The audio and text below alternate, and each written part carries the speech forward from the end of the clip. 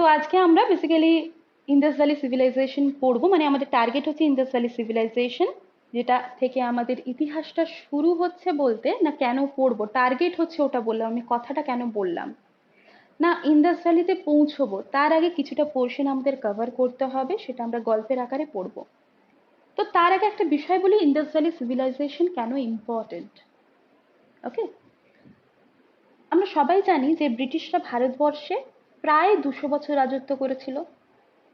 তারা বারবারই বলে গেছে যে আমরা ভারতবর্ষ কেন আসছি, মানে তারা ভারতবর্ষে কেন আসছে না ভারতীয়দের সভ্য করতে, তা ভারতীয়দের সিভিলাইজড করতে। কিন্তু আমরা ব্রিটিশদের আগে এই যে ইন্দাস ভ্যালির কথা যদি বলি, সিন্ধু সভ্যতা, সেটা অনেক বছর আগেকার কথা। রিসেন্টলি খুঁজে পাওয়া গেছে, খনন কার্যটা রিসেন্টলি হয়েছে 1920, 21, 22 হয়েছে, কিন্তু সভ্যতা তো বহু বছর আগে। তো দেখো, যখন আমরা ইন্দাস ভ্যালি সিভিলাইজেশন পড়বো তখন আমরা জানতে পারছি কি না বিভিন্ন প্রত্নতাত্ত্বিক বিষয়ে, অ্যাকচুয়ালি এর তো কোনো ডিরেক্ট এভিডেন্স পাওয়া যায়নি, রিটিন কিছু পাওয়া যায়নি, তো বিভিন্ন স্ক্রিপ্ট বা লিপির মাধ্যমে আমরা এর সম্পর্কে জানতে পারি। তাহলে এখান থেকে আমাদের একটা ধারণা হয় যে ভারতবর্ষের মানুষ কিন্তু আনসিভিলাইজড ছিল না, একটা প্রপার টাউন প্ল্যানিং ছিল, তাদের মধ্যে সভ্যতা থেকে শুরু করে মানে তারা অনেক সভ্য ছিল। সুতরাং ব্রিটিশরা যদি বলে যে আমরা ভারতীয়দের সিভিলাইজড করতে এসেছি এবং ভারতীয়রা সে সময় কিন্তু সিভিলাইজড ছিল না, এটা কিন্তু ভুল কথা, কারণ আমরা ভারতে এই সিন্ধু সভ্যতার মতো সভ্যতাও দেখতে পাই, রাইট?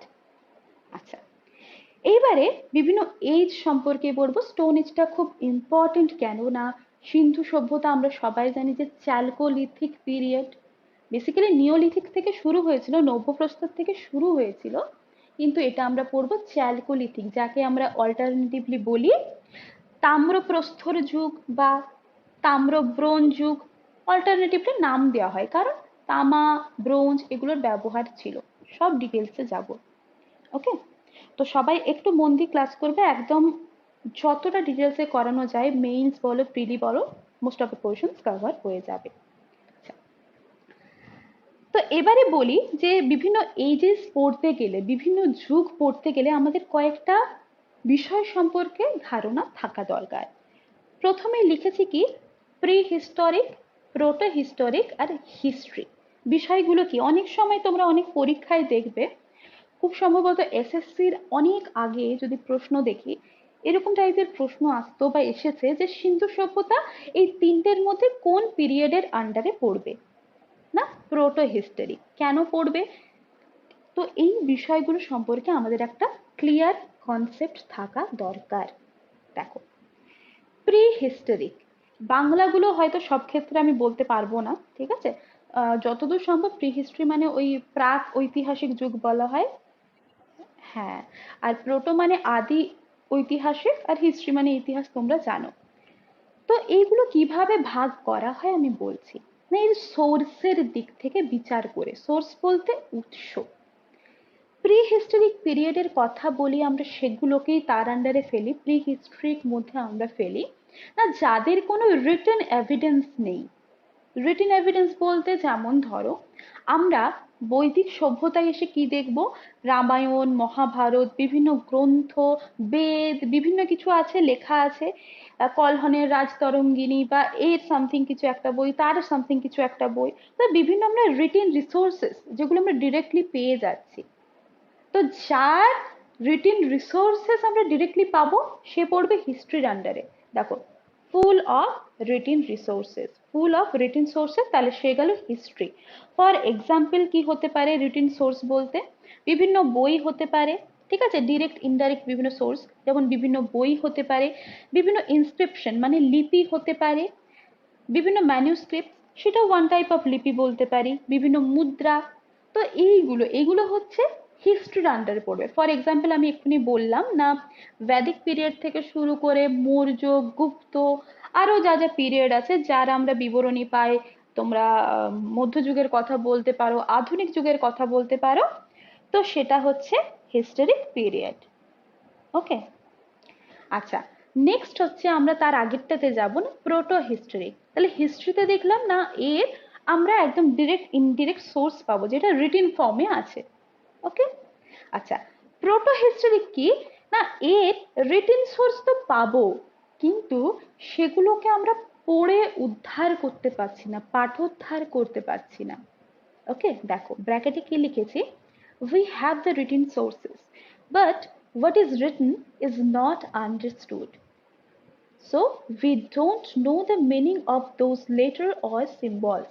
তারা লেখার জন্য সরি তারা লেখার জন্য বিভিন্ন সিম্বলস বলো, বিভিন্ন প্রতীক চিহ্ন বা বিভিন্ন যে লেটার্স অক্ষর ব্যবহার করত, সেগুলোর প্রপার মিনিং কিন্তু আমরা জানি না। চেষ্টা করা হচ্ছে পাঠোদ্ধার করার, কিছুটা সম্ভব হয়েছে, বেশিরভাগই সম্ভব হয়নি। তো যেগুলো রিটেন সোর্স রয়েছে কিন্তু পাঠোদ্ধার সম্ভব হয়নি, সেটাকে আমরা ফেলবো কার মধ্যে না, proto historic period. For example Indus valley civilization. Clear? তাহলে তো যদি আমাদের প্রশ্ন জিজ্ঞাসা করে যে সিন্ধু সভ্যতা কোন পিরিয়ডের মধ্যে পড়বে, না সেটা হচ্ছে প্রোটো হিস্টোরিক পিরিয়ড। আর একটা যেটা বাকি রইল সেটা হচ্ছে আমাদের প্রি হিস্টোরিক পিরিয়ড, মানে যার কোনো রিটেন এভিডেন্স বা সোর্স নেই। সেই সময় মানুষ ধরো দেওয়ালে ছবি এঁকে বা কোনো ওইভাবে কোনো কিছু ভাবে আর কি কথা বলতো, যার কোনো রিটেন এভিডেন্স আমাদের কাছে নেই। আমরা ছবি দেখে বা বিভিন্ন যন্ত্রপাতি দেখে তাদের ধারণা করতে পারি। বেসিক্যালি স্টোন এজের ধারণাটা আমরা কি করে করতে পারি বা ভাগটা কিভাবে করতে পারি, না তারা সেই সময় যে যন্ত্রপাতি ব্যবহার করত, তার আকার আকৃতি বিভিন্ন শেপ সাইজ এগুলো দেখে আমরা স্টোন এজকে ভাগ করতে পারি, ইভেন স্টোন এজকে বুঝতে পারি। তো রিটেন এভিডেন্স সেই ক্ষেত্রে আর কি নেই, সেটা হচ্ছে তোমার প্রি হিস্টোরিক পিরিয়ডের মধ্যে পড়ছে, এবং তার মধ্যে এক্সাম্পল হিসেবে আমরা নিতে পারি স্টোন এজ। তো আমি যতটা বললাম এর ওপর কারোর কোনো ডাউট আছে কিনা আমাকে একটু বলো তো। নেক্সট যেটা বলছি সেটা হচ্ছে স্টোন এজ। স্টোন এজকে আমরা ডিভাইড করছি, এক্ষুনি বললাম না যে স্টোন টুলস গুলো আছে, পাথরের অস্ত্রশস্ত্র ছিল, তো তার বিভিন্ন সময় তারা বিভিন্ন ধরনের অস্ত্র বানিয়েছে, তো সেই বিচারে। আচ্ছা, তোমাদের আগে একটা বিষয় আমি বলে দিই, যে আমরা হরপ্পা সভ্যতা পড়বো বলছি, এই সভ্যতার ক্ষেত্রে কোন পোর্শনটা পড়বো হরপ্পা সভ্যতার, কারণ একটা সভ্যতার মানে একদম ডিরেক্ট হরপ্পা সভ্যতা কিন্তু আমরা পড়ছি না। বইতে লেখা থেকে আমরা হরপ্পা সভ্যতা পড়ছি, বাট ওটা হরপ্পা সভ্যতা এক্সাক্ট নয়। ওটা কি না, ম্যাচিওর ফেজ। হ্যাঁ, সিন্ধু সভ্যতা তো বটে, ওটার নাম একটা অল্টারনেটিভলি দেওয়া হয়, যে যেহেতু হরপ্পান সাইটটা প্রথমে আবিষ্কৃত হয়েছিল। বলো, আমি বলছি, ওটাই ক্লিয়ার করছি। দেখো, আমরা যেটা বলি যে বা বইতে পড়ি যে সিন্ধু সভ্যতাকে হারাপ্পান সিভিলাইজেশন বলা হয়, ঠিক আছে, সেরকম ভুল নেই। আমি যে বিষয়টাকে এমফেসাইজ করতে চাইছি না, আমরা হরপ্পান এক্স্যাক্টলি পড়ছি না, আমরা পড়ছি কি ম্যাচিওর্ড হরপ্পান। ঠিক আছে, matured Harappan in the sense কিরকম না, ধরো এটা একটা ফেজ, এটা একটা ফেজ, এটা একটা ফেজ। ওকে, কোনো একটা জিনিস এরকম মানুষজন যারা ছিল তারা ব্যবহার করতে শুরু করেছে, সাপোজ কোনো একটা জিনিস, তো এটা হচ্ছে আর্লি ফেজ। ওকে, আর্লি ফেজে মানুষ এটা ব্যবহার করতে শুরু করেছে। কিভাবে বুঝতে পারি না, যে জিনিসটা ধরো সে ব্যবহার করছে, হতে পারে তার দৈনন্দিন নিত্য প্রয়োজনীয় বাসন কোসন হতে পারে, বা আরো কিছু হতে পারে। তো তার এভিডেন্স যদি আমরা প্লেন যে এরিয়াগুলো দেখি, সমতল ভূমি দেখি বা মাটির কাছে দেখি, তো এইগুলো কি হয় না মাটিতে মিশে থাকে, তো এভিডেন্স গুলো আমরা পাই, কিন্তু কম কম পাই। কেন না, যখন আর্লি পিরিয়ডে আমরা দেখবো সেটা খুব কম ছিল। এরপর মানুষ কি করবে, দেখছে যে ওই জিনিসটা আমার খুব কাজে লাগছে, তাহলে ওই জিনিসটাকে আরেকটু বেশি করে প্রোডাক্টিভ করতে শুরু করবে, আরো বেশি করে প্রোডাকশন করতে শুরু করবে, উৎপন্ন করতে শুরু করবে। তাহলে এই যে নাম্বারসটা ছিল সেটা এই পিরিয়ডে এসে হিউজ হয়ে যাচ্ছে, প্রচুর পরিমাণে ব্যবহার করছে। তার মানে সে কি হচ্ছে, সে ম্যাচিওর্ড হচ্ছে, সিভিলাইজেশনটা ম্যাচিওর্ড হচ্ছে। এরপর আস্তে আস্তে গিয়ে দেখবো আমরা তার পরের ফেজে এটার সংখ্যা কমে যাচ্ছে, না সে কি করছে, ডিক্লাইন করছে, ডিক্লিনেশনে যাচ্ছে, মানে শেষ হতে যাচ্ছে। তো আমরা, হ্যাঁ, এভিডেন্সটা কোথায় পাই না, বেসিক্যালি পড়ছি এই ফেজটা, এর বেসিসেই আমাদের পড়াটা হয়। তো আমরা কি পড়ছি না, matured Harappan civilisation, Harappan civilisation but এটা ম্যাচিউরড। ক্লিয়ার এবার? ওকে, চলো। হ্যাঁ, এইবারে দেখো এই যে প্রি হিস্টরিক পিরিয়ড মানে স্টোন এজ যেটা আমরা পড়ছিলাম, সেটাকে আমরা তিনটে ভাগে ভাগ করছি। একটা হচ্ছে প্যালিওলিথিক, মেসোলিথিক, নিওলিথিক। এর বাংলাগুলো বলো।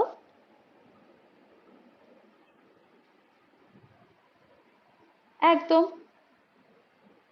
তাহলে হ্যাঁ, এটা হচ্ছে প্রাচীন প্রস্তর যুগ, এটা হচ্ছে মধ্যপ্রস্তর যুগ, এটা হচ্ছে নব্যপ্রস্তর যুগ। তাহলে নামগুলো কি থেকে এলো একটু বলে দিই। না, স্টোন মানে হচ্ছে পাথর, এজ মানে যুগ, তাহলে পাথরকে একটু ভালো করে বলছি প্রস্তর, দ্যাট ইজ যুগ। তাহলে প্যালিও, প্যালিও মানেই দেখো, প্যালিও মানে হচ্ছে ওল্ড, দ্যাট ইজ প্রাচীন, পুরনো, একদম। আর লিথিক, অ্যাকচুয়ালি এই ওয়ার্ডটা এসছে লিথোস থেকে। তো এই লিথোস বা লিথিক, হ্যাঁ, এইটা মানে হচ্ছে স্টোন, দ্যাট ইজ প্রাচীন প্রস্তর যুগ। তো এই গেল বিষয়। একই রকম ভাবে আমি এখানেই বলে দিই মেসো।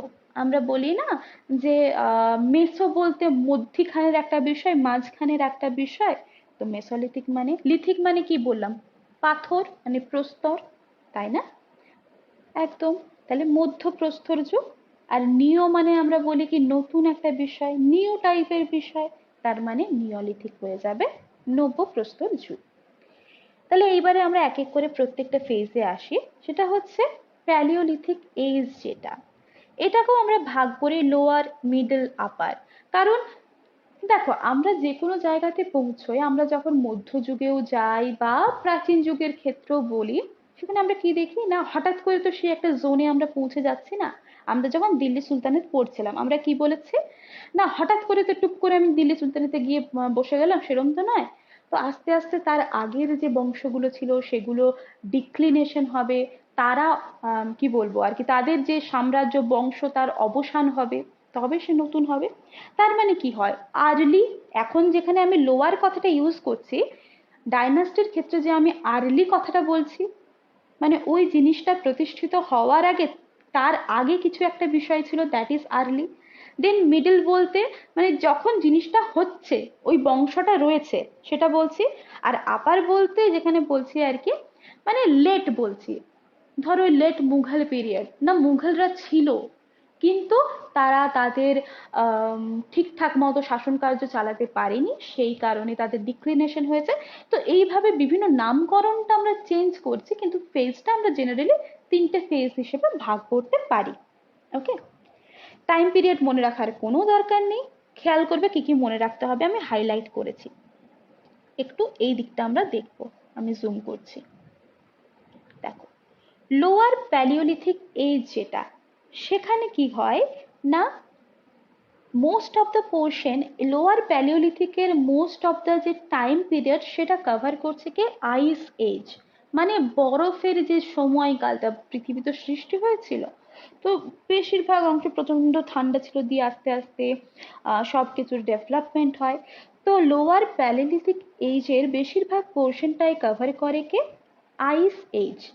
আচ্ছা, খুব ইম্পর্টেন্ট কোনটা না, ওখানে কি কি টুলস বা কি কি যন্ত্রপাতি ব্যবহৃত হতো, খুব ইম্পর্টেন্ট, ওই জন্য আমি হাইলাইটার দিয়েছি। দেখো, হার্ড অ্যাক্সেস মানে কুঠার বলি না, তো এই অ্যাক্সেস, কঠিন অ্যাক্সেস ছিল। ক্লিভার্স ছিল, এটাও ওই কাটারি টাইপের। চপার্স ছিল, ওকে, নাইফ মানে ছুরি টাইপের। তো এই নামগুলো কিন্তু খেয়াল রাখতে হবে তোমার লোয়ার প্যালিওলিথিক এজের ক্ষেত্রে। আচ্ছা, তো এই যে লোয়ার প্যালিওলিথিক এজ আমরা কোথায় কোথায় দেখতে পাই না, সোয়ান ভ্যালিতে দেখতে পাই, মির্জাপুর, দিদওয়ানা, ভীমবেটকা। ভীমবেটকা কোথায়, কোন রাজ্যে? মধ্যপ্রদেশ, একদম, এমপি। তো বেসিক্যালি এই জায়গাগুলোতে হচ্ছে আমরা কি দেখতে পাই না, লোয়ার প্যালিওলিথিক এজ দেখতে পাই। এবারে আসছে মিডল। মিডলেও কিন্তু যন্ত্রগুলো খুব ইম্পর্টেন্ট। আচ্ছা, এই সময় কি হয় যে টুলস গুলো ছিল সেগুলো একটু ছোট হয় এবং হালকা হয়। দেখো, লোয়ারে ছিল একটু ভারী টাইপের যন্ত্র, মিডিলে এসে হলো, মানে এটা কিন্তু আমরা প্রাচীন প্রস্তর যুগেই আছি, মিডলে এসে সেটা কি হলো না একটু ছোট হলো, হালকা হলো।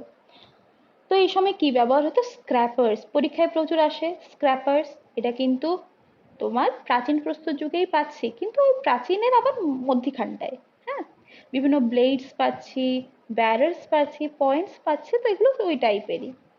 ওই বাটারি টাইপের কিছু জিনিসপত্র ছিল।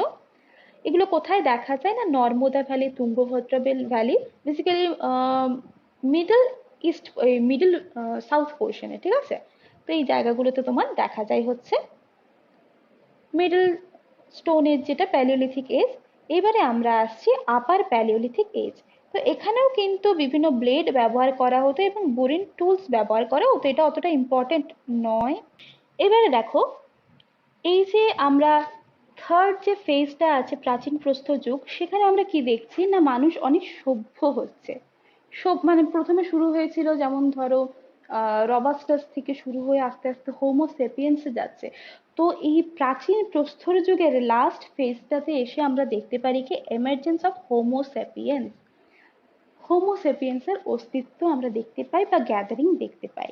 ওকে, ব্যাস এটা তোমাদের একটু খেয়াল রাখতে হবে। এবং এর যদি সাইটের কথা বলি, তো কুর্নুল যে কেভস গুলো আছে সেখানে আমরা দেখতে পাই। তো এই গেল বেসিক্যালি প্যালিওলিথিক পিরিয়ড। এইবারে আমি জাস্ট কয়েকটা হিউম্যানের নাম বলেছি, মানে কিভাবে বিবর্তনটা হচ্ছে, এভলিউশনটা হচ্ছে, জাস্ট একটু মেনশন করেছে, দেখে নাও। এখানে ওপরে দেখো ব্রেইনের যে আয়তন সেটা মেনশন করা আছে। তা তোমরা দেখলেই বুঝতে পারবে যে প্রথমে কি হয়, ব্রেইনের আয়তনটা বাড়ছে। 485 সিসি ছিল, সেখান থেকে 650 সিসি হয়েছে, সেখান থেকে 990 সিসি হয়েছে, সেখান থেকে 1660 সিসি, তারপরে একটা অ্যাভারেজ একটা মস্তিষ্কের ভলিউমে এসছে, সেটা হচ্ছে তোমার 1610 সিসি। কেমন? এইবারে আমরা তাহলে দেখলাম না এখানে এসে মানুষের যে ব্রেইনের আয়তন সেটা একটা আস্তে আস্তে বাড়ে এবং একটা জায়গায় গিয়ে সেটেলড হয়। আমাদের কি খেয়াল রাখতে হবে এখানে না কার থেকে হোমোসেপিয়েন্সের ডেভেলপমেন্ট বা এভলিউশন হয়েছে। বেসিক্যালি এখানে তো এভলিউশনই হচ্ছে, অভিব্যক্তি অভিযোজন হতে হতে মানুষ একটা ফেজে পৌঁছচ্ছে। তো রবাস্টাস ছিল, অস্ট্রালোপেথিকাস রবাস্টাস থেকে কি হলো, হোমো হ্যাবিলিস হলো। সেখান থেকে গেল সে কোথায়, হোমো ইরেক্টাস। তারপরে গেল নিয়েন্ডারথাল আমরা বলি না, তো হোমো সেপিয়েন্সের একটা ভাগ। তারপরে হোমো সেপিয়েন্স সেপিয়েন্স মানে জেনার, এটা তো জেনাস, তারপরে স্পিসিস, সাবস্পিসিস। মানুষ আরো বেশি সভ্য হচ্ছে। আমরা বর্তমানে মানুষকে কি বলি, হোমো সেপিয়েন্স সেপিয়েন্স, তাই না? তো শুরু হয়েছিল, হ্যাঁ, রবাস্টাস থেকে শুরু হয়েছিল, সেখান থেকে গেছে হ্যাভিলিস, সেখান থেকে গেছে ইরেক্টাস, তারপরে নিয়েন্ডারথালস, তারপরে হোমো সেপিয়েন্স সেপিয়েন্স। ওকে, আচ্ছা, সিসির ফুল ফর্মটা জাস্ট এখানে মেনশন করেছি না, ক্রেনিয়াল ক্যাপাসিটি, দ্যাট ইজ মস্তিষ্কের আয়তন। ওকে, আচ্ছা, এখানে জাস্ট একটা টাইম পিরিয়ড মেনশন আছে না, বিভিন্ন বইতে তোমরা ভ্যারিয়েশনস দেখবে, কোনো বইতে কিন্তু ভুল নেই। এখানে যেমন 2 মিলিয়ন বিফোর কমন এরা, মানে খ্রিস্টের জন্মের আর কি 2 মিলিয়ন বছর আগে আর কি প্যালিওলিথিক এজটা শুরু হয়েছিল এবং সেটা লাস্টিং করেছিল। কোথাও বলছে হচ্ছে 12,000 বিফোর ক্রাইস্ট, কোথাও বলছে 10,000 বিফোর ক্রাইস্ট।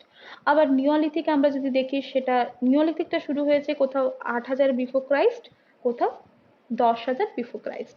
এই ভ্যারিয়েশনসটা কেন হয় না, সবকিছুই তো ওই ধরো কোনো একটা আদিম মানুষ বা প্রাচীনকালে মানুষ কি হতো, যন্ত্র তৈরি করছে, তাই তো? তো যন্ত্র যখন তৈরি করছে, ধরো এই একটা তারা এরকম টাইপের একটা যন্ত্র ব্যবহার করতো। ওকে, এরপর এই যন্ত্র থেকে সাপোজ সে এরকম টাইপের একটা ছুরি তৈরি করলো।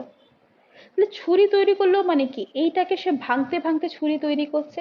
যখন সে ভাঙছে, তার যে পাথরের টুকরো বলো যাই কিছুই বলো ওই জায়গাগুলোতে পড়ে আছে।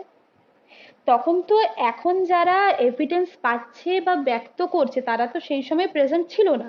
তারা কি করে দেখে না, এই যে এভিডেন্স গুলো পায়, পাথরের টুকরো বলো, অস্ত্র বলো, সেটা হতেই পারে, সেটা বিভিন্ন সময় বিভিন্ন জায়গা হতে পারে, মানে তুমি যে প্রিভিয়াসে এইটা যে পাচ্ছ, পরবর্তীকালে এটা তো বিনষ্ট হচ্ছে না, এটারও কিছু এভিডেন্স থাকছে। তো ওই কারণেই কিন্তু এই ভ্যারিয়েশন গুলো হয় টাইম পিরিয়ড। সুতরাং আমরা কাউকে এটা বলতে পারি না যে এই টাইম পিরিয়ডটা ঠিক, এই টাইম পিরিয়ডটা ভুল। ঠিক আছে, চলো, বেলচা টাইপের ছুরি, ওটা ছবি আঁকার ভুল। চলো, এই অবধি ক্লিয়ার সবার? ওকে, হ্যাঁ বলো।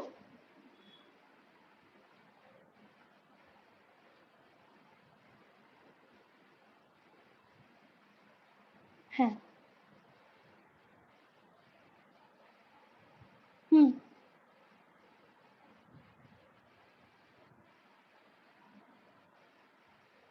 অ্যাকচুয়ালি দেখা গেছিল তোমার আফ্রিকা থেকে।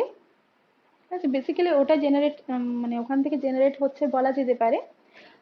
প্রশ্ন আসলে ওইটুকু আসতে পারে। আর যদি তোমাকে প্রশ্ন দেয় সেটা এটুকুই দেয় যে একদম প্রাচীন মানব যেটা আমরা দেখি সেটা কোন পিরিয়ড, মানে তার নামটা কি বা তার স্পিসিসটা কি, না রবাস্টাস, এরকম টাইপের বিষয় দেয়।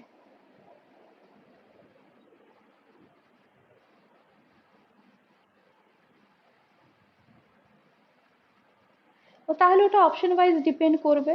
ধরো সেখানে রবাস্টাস নেই, অপশন আছে, তাহলে সেখানে আমাকে হোমো হ্যাবিলিস করতে হবে। ঠিক আছে?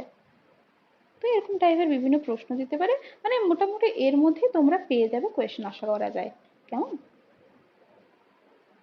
ঠিক আছে, চল।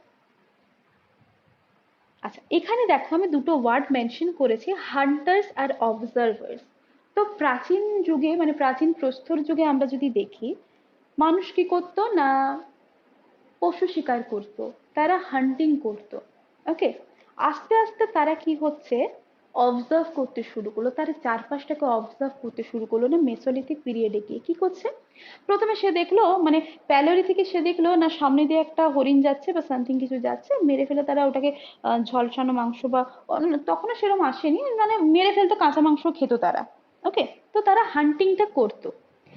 এরপর কি হচ্ছে না, মেসোলিথিকে,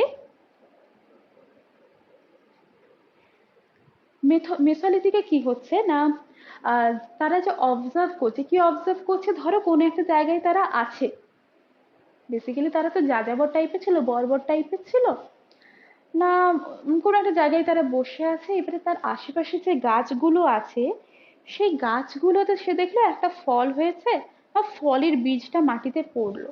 এবারে মাটিতে পড়ার পর সেখান থেকে নতুন গাছ জন্মাচ্ছে। তাহলে কি হচ্ছে, এই যে তাদের একটা কনসেপ্ট এলো চাষাবাদ, তো আস্তে আস্তে তারা চাষাবাদের দিকে ঢুকছে। এইভাবে কিন্তু ইভলিউশনটা হচ্ছে। কেমন? জাস্ট বললাম এটা, এখান থেকে সেরকম কিছু বিষয় নয়। এবারে আমরা আসছি মেসোলিথিক এজ। মেসোলিথিক মানে কি, যার বাংলা হচ্ছে মধ্যপ্রস্তর যুগ। হুম। Middle stone age. মেসোস মানে হচ্ছে মিডল, লিথস মানে স্টোন, তো ওখান থেকে লিথিক এসছে, মধ্য প্রস্তর যুগ। তো এইটাকে কি বলা হয়, একটা ট্রানজিশন বলা হয়, মানে মানুষ একটা ফর্ম থেকে আরেকটা ফর্মে কি হচ্ছে, কনভার্ট করতে চলেছে। ওই যে অবজারভার হয়েছিল তারা, আস্তে আস্তে তারা কৃষিকাজ করবে, পশুপালন করবে, বিভিন্ন কিছু শিখবে, পটার্স হুইল মানে বিভিন্ন যন্ত্রপাতি তৈরি করা শিখবে, কুমোরের চাকার ব্যবহার শিখবে, চাকার ব্যবহার শিখবে। তো তাদের একটা ট্রানজিশন ফেজ বলতে পারি আমরা, এই মিডল যে এজটা আছে, স্টোন এজটা আছে সেটা। এখানে কিন্তু আবহাওয়ার একটা বিরাট রকম চেঞ্জ হয়েছিল, আবহাওয়া অনেকটা বেশি গরম হয়েছিল, যেটা চাষাবাদের জন্য অনেক সুবিধা ছিল। ঠিক আছে? আর এই যে দেখো, এই সময় ইনক্রিজ ইন রেইনফল, তাহলে রেইনফল যখন বাড়ছে তাহলে কি হবে না, ফ্লোরা ফনা যেগুলো আছে সেগুলোর অ্যাভেলেবিলিটি অনেকটা বাড়তে থাকে। এবং এই সময় আমরা যদি যন্ত্রপাতির কথা দেখি, তাহলে কি ধরনের যন্ত্রপাতি ব্যবহৃত হতো, ব্লেডস বলো, অর্ধচন্দ্রাকার যে ক্রেসেন্টস বলছি, তোমরা যদি কি বলে ওটাকে, কাটারি বা কাস্তে দেখো, ওটা এরকম টাইপের হয় না। তো এই ধরনের বিভিন্ন যন্ত্রপাতি, ক্রেসেন্টস, একদম অর্ধচন্দ্রাকার যন্ত্রপাতি, বিভিন্ন ট্রায়াঙ্গেল টাইপ, এরকম টাইপের বিভিন্ন যন্ত্রপাতিও তারা ব্যবহার করতে শুরু করে। ওকে, এটা কিন্তু খেয়াল রাখতে হবে। ট্রাপিজ বলতে, মানে ট্রাপিজিয়াম বলি তো, চারটে বাহু যেমন এরকম টাইপের হয়, বিভিন্ন কিছুর জন্য তারা কিন্তু এগুলো ব্যবহার করতো। ওকে। আচ্ছা, এর সাইটস আমরা কোথায় কোথায় পাই দেখো। আদমগড়, আজমগড় না, উত্তরপ্রদেশের যে আজমগড় সেটা কিন্তু নয়, আদমগড়, মধ্যপ্রদেশের আদমগড়, রাজস্থানের বগড়, এইগুলো বেসিক্যালি হচ্ছে তোমার মেজর সাইটস বলতে পারি। আর আমরা কি বললাম, এর কোনো রিটেন এভিডেন্স পাই না, কিন্তু এই যে ধরো তারা যে ছবি এঁকেছে বা বিভিন্ন এভিডেন্স, পেইন্টিংস থেকে শুরু করে বিভিন্ন কিছু, সেগুলো আমরা কোথায় পাই না মধ্যপ্রদেশের ভীমবেটকা, সাতপুরা রেঞ্জ, এই জায়গাগুলোতে পাই। ক্লিয়ার? এবারে আসছি আমরা নিওলিথিক এজ। তো এই যে সিন্ধু সভ্যতা আমরা বলছি, তো চ্যালকোলিথিক এজ, তাম্রপ্রস্তর যুগ বা তাম্র ব্রোঞ্জ যুগ, ওটা হচ্ছে হারাপ্পান মানে ম্যাচিওর্ড হারাপ্পান সিভিলাইজেশন। তো এর সূত্রপাতটা কিন্তু হয়েছিল নিওলিথিক এজ থেকে, সূত্রপাত। ঠিক আছে, আমি তোমাদের আগে করাতে করাতে বলেছিলাম যে নিওলিথিক এজটা দাগাবে, কিন্তু ওটা না দাগাবে না, কেন বলো তো? কারণ পিএসসি ওই আনসারটা নেয় না। পিএসসি আনসার নেয় চ্যালকোলিথিক পিরিয়ড, মানে যেটা ম্যাচিওর্ড ওই জায়গাটা নেয়। শুরু হচ্ছে নিওলিথিক থেকে, তোমরা দাগাবে হচ্ছে চ্যালকোলিথিক। ওকে, তো এখানে কি হয় না, আমি এখানে কয়েকটা ছবি এঁকেছি, যদি তোমরা দেখতে চাও এখানে দেখতে পারো যে এই পোর্শন গুলোতে কিন্তু আমরা এর এভিডেন্স পাই। তো আস্তে আস্তে কি হয়, এদের যে আহ, বিভিন্ন যন্ত্রপাতি, সেগুলো দেখো শেপ চেঞ্জ হচ্ছে, আগে এরকম ছিল, তারপরে এরকম হয়েছে, তারপরে এরকম হয়েছে, তো বিভিন্ন শেপ কিন্তু চেঞ্জ হচ্ছে আস্তে আস্তে। ওকে, তো এই নিওলিথিক ফেজ থেকে শুরু হয় এগ্রিকালচার, কৃষিকাজ শুরু হয়। এই সময় তারা নোমাডিক ছিল, একটা বর্বর টাইপের ছিল। তো তো বর্বর বা যাযাবর থেকে তারা একটা সেটেলড লাইফ, মানে একটা জায়গায় বসতি স্থাপন করে বসবাস করতে শুরু করে। তো সেটেল লাইফ তারা শুরু করে। এই সময় বিভিন্ন পলিশ টুলস গুলো, যারা যন্ত্রপাতিগুলোকে তারা পলিশ করতে থাকে, তারা মাইক্রোলিথিক ব্লেড গুলো ইউজ করতে থাকে, এবং এই সময় তারা বিভিন্ন টাইপের বাড়ি বানাতে শুরু করে। হতে পারে সেই বাড়িগুলো রেক্টেঙ্গুলার, যেমন আমরা হরপ্পান সিভিলাইজেশনে যদি দেখি, আমি ছবিটা অ্যাটাচ করবো ভেবেছিলাম, ভুলে গেলাম অ্যাটাচ করতে, আমি তোমাদের ছবিটা এঁকে বলে দেবো, ঠিক আছে? তো হরপ্পান সিভিলাইজেশনে আমরা যদি দেখি, সেখানে আমরা দেখবো বাড়িগুলো মোস্ট প্রবলি, যদি আপার ভিউ নেওয়া যায় একদম উপর থেকে, মানে যেটাকে আমরা বললে বুঝবার কি, ড্রোন ভিউ যদি নেওয়া যায়, তাহলে আমরা দেখবো না ওই বাড়িগুলো রেক্টেঙ্গুলার শেপ ছিল। ওকে, তো নিওলিথিকে কি হচ্ছে না, বাড়ির বিভিন্ন, তারা তো বসতি স্থাপন করতে শুরু করছে, সেটেল হতে শুরু করেছে। তো সেই সময় বিভিন্ন সার্কুলার হাউস হতে পারে, বিভিন্ন রেক্টেঙ্গুলার হাউস হতে পারে, এইগুলো তারা তৈরি করতে শুরু করে, বসবাস করতে শুরু করে, এবং ওটাকে শক্তপোক্ত করার জন্য কাদা, মাডের প্রলেপ দিত। আর এই সময় থেকে মানুষ পোষ মানাতে শুরু করে। ওকে, পশুদের পোষ মানাতে শুরু করে। দেখো, ওই সময় অনেক বুনো কুকুর ছিল, তো তাদেরকেও কিন্তু তারা পোষ মানায়, এটা দিয়ে শুরু হয়। এবারে এই সময় তারা pottery first appeared in this phase, handmade or with the help of foot wheel. ওই পায়ে ধরো একটা চাকা আছে, তো ওই পায়ের বেসিসে আর কি, পায়ে ভর দিয়ে ওই চাকাটাকে ঘুরিয়ে ঘুরিয়ে বিভিন্ন, পটারি বলতে মাটির বিভিন্ন জিনিসপত্র তারা তৈরি করতো। তো এই পটারিটাও কিন্তু চালু হয়। এবং এই সময় আমরা দেখি যে ডেড বডি গুলো, সেগুলোকে কিন্তু আস্তে আস্তে ডিসপোজ করা শুরু হয়, আগে ফেলে রেখে দিত। তো নিওলিথিক পিরিয়ড থেকে তারা ডেড বডি ডিসপোজ করতে শুরু করে। আমরা যদি ইন্দাস ভ্যালির ক্ষেত্রে দেখি, সিন্ধু সভ্যতার ক্ষেত্রে আমরা দেখবো ওগুলো কবর দেওয়া তারা শুরু করছে। তো এরকম বিভিন্ন ভ্যারিয়েশনস আছে। আর নিওলিথিকে আমরা যদি সাইটের কথা বলি, সেটা আমরা দেখবো যে বুরজাহম, এই জায়গাটা, গুফলারেল, ঠিক আছে, ওই জায়গাটা আছে। মেহেরগড়ে পাবো, চিরান্দে পাবো, দাউজাল পাবো, দাউজাল হাডিঙ্গে পাবো, পিকলিহালে পাবো, এরকম বিভিন্ন জায়গা আছে। কিছু কিছু আমি মেনশন করেছি, দেখো। এই বুরজাহামে কি হতো না, যে প্রভু তার সাথে তার কুকুর পোষ্য, তাকে কিন্তু কবর দেওয়া হতো। আচ্ছা, মেহেরগড়ে আমরা তো বিভিন্ন যে রেক্টেঙ্গুলার টাইপের হাটস, বাড়ি ঘর পাই। কারণ আমরা কি দেখবো না, বিভিন্ন ঐতিহাসিকই বলছেন যে মেহেরগড় সভ্যতাই পরবর্তীকালে বিকশিত হয়ে সিন্ধু সভ্যতার রূপ নিয়েছে। তো সিন্ধু সভ্যতায় আমরা যখন আয়তাকার বাড়ি দেখছি, তাহলে মেহেরগড়েও তার কিছু না কিছু নিদর্শন আমরা পাবো। তো এই রেক্টেঙ্গুলার হাটস কিন্তু আমরা মেহেরগড়ে পেয়েছি। চিরহান্ডি কি পেয়েছি না, হাড় দিয়ে বিভিন্ন যন্ত্রপাতি তৈরি হতো, তো এটা চিরহান্দে পেয়েছি। আর কি বলছি না, পিকলিহালে আমরা শিফটিং কাল্টিভেশন পেয়েছি। শিফটিং, এখানে কাল্টিভেট করছে কিন্তু শিফট করে গেল, তো যেটা এখনো দেখা যায়। তো এই পিকলিহালে কিন্তু শিফটিং কাল্টিভেশন দেখা যায়। তো এই হচ্ছে বেসিক্যালি এজ গুলো। তো এতদূর অবধি সবার ক্লিয়ার? কারো অসুবিধা কিনা আমাকে বলো।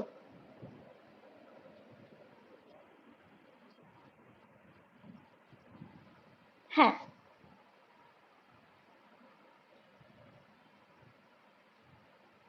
ঠিক আছে। আচ্ছা, এবারে আমরা দেখব কি না প্রোটো হিস্টোরিক পিরিয়ড, যেটা আমি তোমাদের এক্ষুনি ডিসকাশন করেছি। তো এখানে আমি তোমাদের একটা গল্প বলবো, ঠিক আছে, অনেক কিছু লেখা আছে, একটা ছোট্ট গল্প বলি। তো এই প্রোটো হিস্টোরিক পিরিয়ডে আমরা রিটেন এভিডেন্স পাই, কিন্তু সেগুলো আমরা পড়ে উদ্ধার করতে পারিনি। ওকে, তো সেই সময় খুব ভালো করে গল্পটা শোনো। আলেকজান্ডার কানিংহাম এএসআই এর ডিরেক্টর জেনারেল ছিলেন, প্রথম ডিরেক্টর জেনারেল। এএসআই এর ফুল ফর্ম কারো জানা আছে? এএসআই এর ফুল ফর্ম কি? একদম, আর্কিওলজিক্যাল সার্ভে অফ ইন্ডিয়া। তো যারা কি করে বিভিন্ন সভ্যতার খনন কার্য করে এবং সেখান থেকে এভিডেন্সেস আর কি প্রমাণগুলো খুঁজে বের করে। তো এএসআই মানে আর্কিওলজিক্যাল সার্ভে অফ ইন্ডিয়ার ডিরেক্টর জেনারেল ছিলেন কি? Alexander Cunningham. তো উনি বেসিক্যালি স্টাডি করছিলেন কি না ওই 600 থেকে 400 মানে 600 বিফোর ক্রাইস্ট থেকে 400 কমন এরা 400 খ্রিস্টাব্দ পর্যন্ত বিষয়গুলো নিয়ে উনি স্টাডি করছিলেন। হ্যাঁ, উনি স্টাডি করছিলেন কি ভারতের যে নর্থ ওয়েস্টার্ন পোর্শনটা আছে, নর্থ ওয়েস্টার্ন পোর্শন বলতে যেখানে রাজস্থান রয়েছে, দিল্লি রয়েছে, মধ্যপ্রদেশের কিছুটা পোর্শন রয়েছে, ইউপি রয়েছে, তো ওই জায়গাগুলো নিয়ে উনি স্টাডি করছিলেন। তো এই সময় এই যে ওয়েস্টার্ন পার্টটা বললাম, নর্থ ওয়েস্টার্ন পার্ট, সেখান থেকে শিল পাওয়া যায়, একটা ইনস্ক্রিপশন, যে শিল সেটা পাওয়া যায়। এবারে কানিংহামে কি করছেন, উনি স্টাডি করছেন এই যে টাইম পিরিয়ডটাকে নিয়ে, 600 বিফোর ক্রাইস্ট থেকে 400 খ্রিস্টাব্দ অবধি। হুম, তাহলে স্বাভাবিকভাবে এই শিলটার যে সিগনিফিকেন্স, তার যে তাৎপর্য, সেটা উনি বুঝতে পারেননি, কারণ উনি যেহেতু এটা নিয়ে স্টাডি করছেন, তাহলে এর বেসিসে কোনো ল্যাঙ্গুয়েজ বলো সিম্বল বলো উনি পড়তে পারবেন। কিন্তু এটা তো অনেক প্রাচীন, যেটা আবিষ্কার হলো শিলটা আর কি খুঁড়ে মানে খনন করে পাওয়া গেল, খুঁজে পাওয়া গেল, তো ওটার তাৎপর্য উনি বুঝতে পারেননি, উনি ওটাকে ইগনোর করলেন। হুম, এছাড়াও যদি আমরা দেখি যে লাহোর, লাহোর বলো বা মুলতান বলো, এই জায়গাগুলো থেকেও বিভিন্ন স্টোনস পাওয়া গেছিল। প্রথমে কি করলেন কানিংহাম, ওই শিলটা যেটা পাওয়া গেছে নর্থ ওয়েস্টার্ন পোর্শন থেকে, সেটাকে তো ইগনোর করছেন, কারণ আমি ওটাকে পড়ে উদ্ধার করতে পারছি না। ওকে, বুঝতে পারছো মানে কতটা পিছিয়ে যাচ্ছি আমরা। এরপর এই লাহোর বলো মুলতান বলো, এখান থেকে বিভিন্ন স্টোনস আছে, সেই স্টোনস গুলো পাওয়া যাচ্ছে, সেটাও তিনি পড়ে উদ্ধার করতে পারছেন না, স্টাডি করতে পারছেন না। কারণ কি না উনি স্টাডি করছেন এই যে টাইম পিরিয়ডটা নিয়ে। তো উনি কি বললেন যে পাথরগুলো পাওয়া গেছে, ওগুলোকে ইউজ করা হোক কি হিসেবে না রেলের ট্রেন লাইনে আমরা যে পাটরিগুলো দেখি না, এই যে পাথর দেওয়া থাকে, তো ওখানে ইউজ করা হোক। তো উনি বললেন যে এই পাথরগুলোকে রেলের পটরি তৈরি করতে ব্যবহার করা হোক। তো আমরা প্রথমেই কি দেখতে পেলাম না ইন্দাস ভ্যালি সিভিলাইজেশন, এটা কিন্তু ইগনোরড হচ্ছে। কেন না তার কোনো রিটেন এভিডেন্স নেই।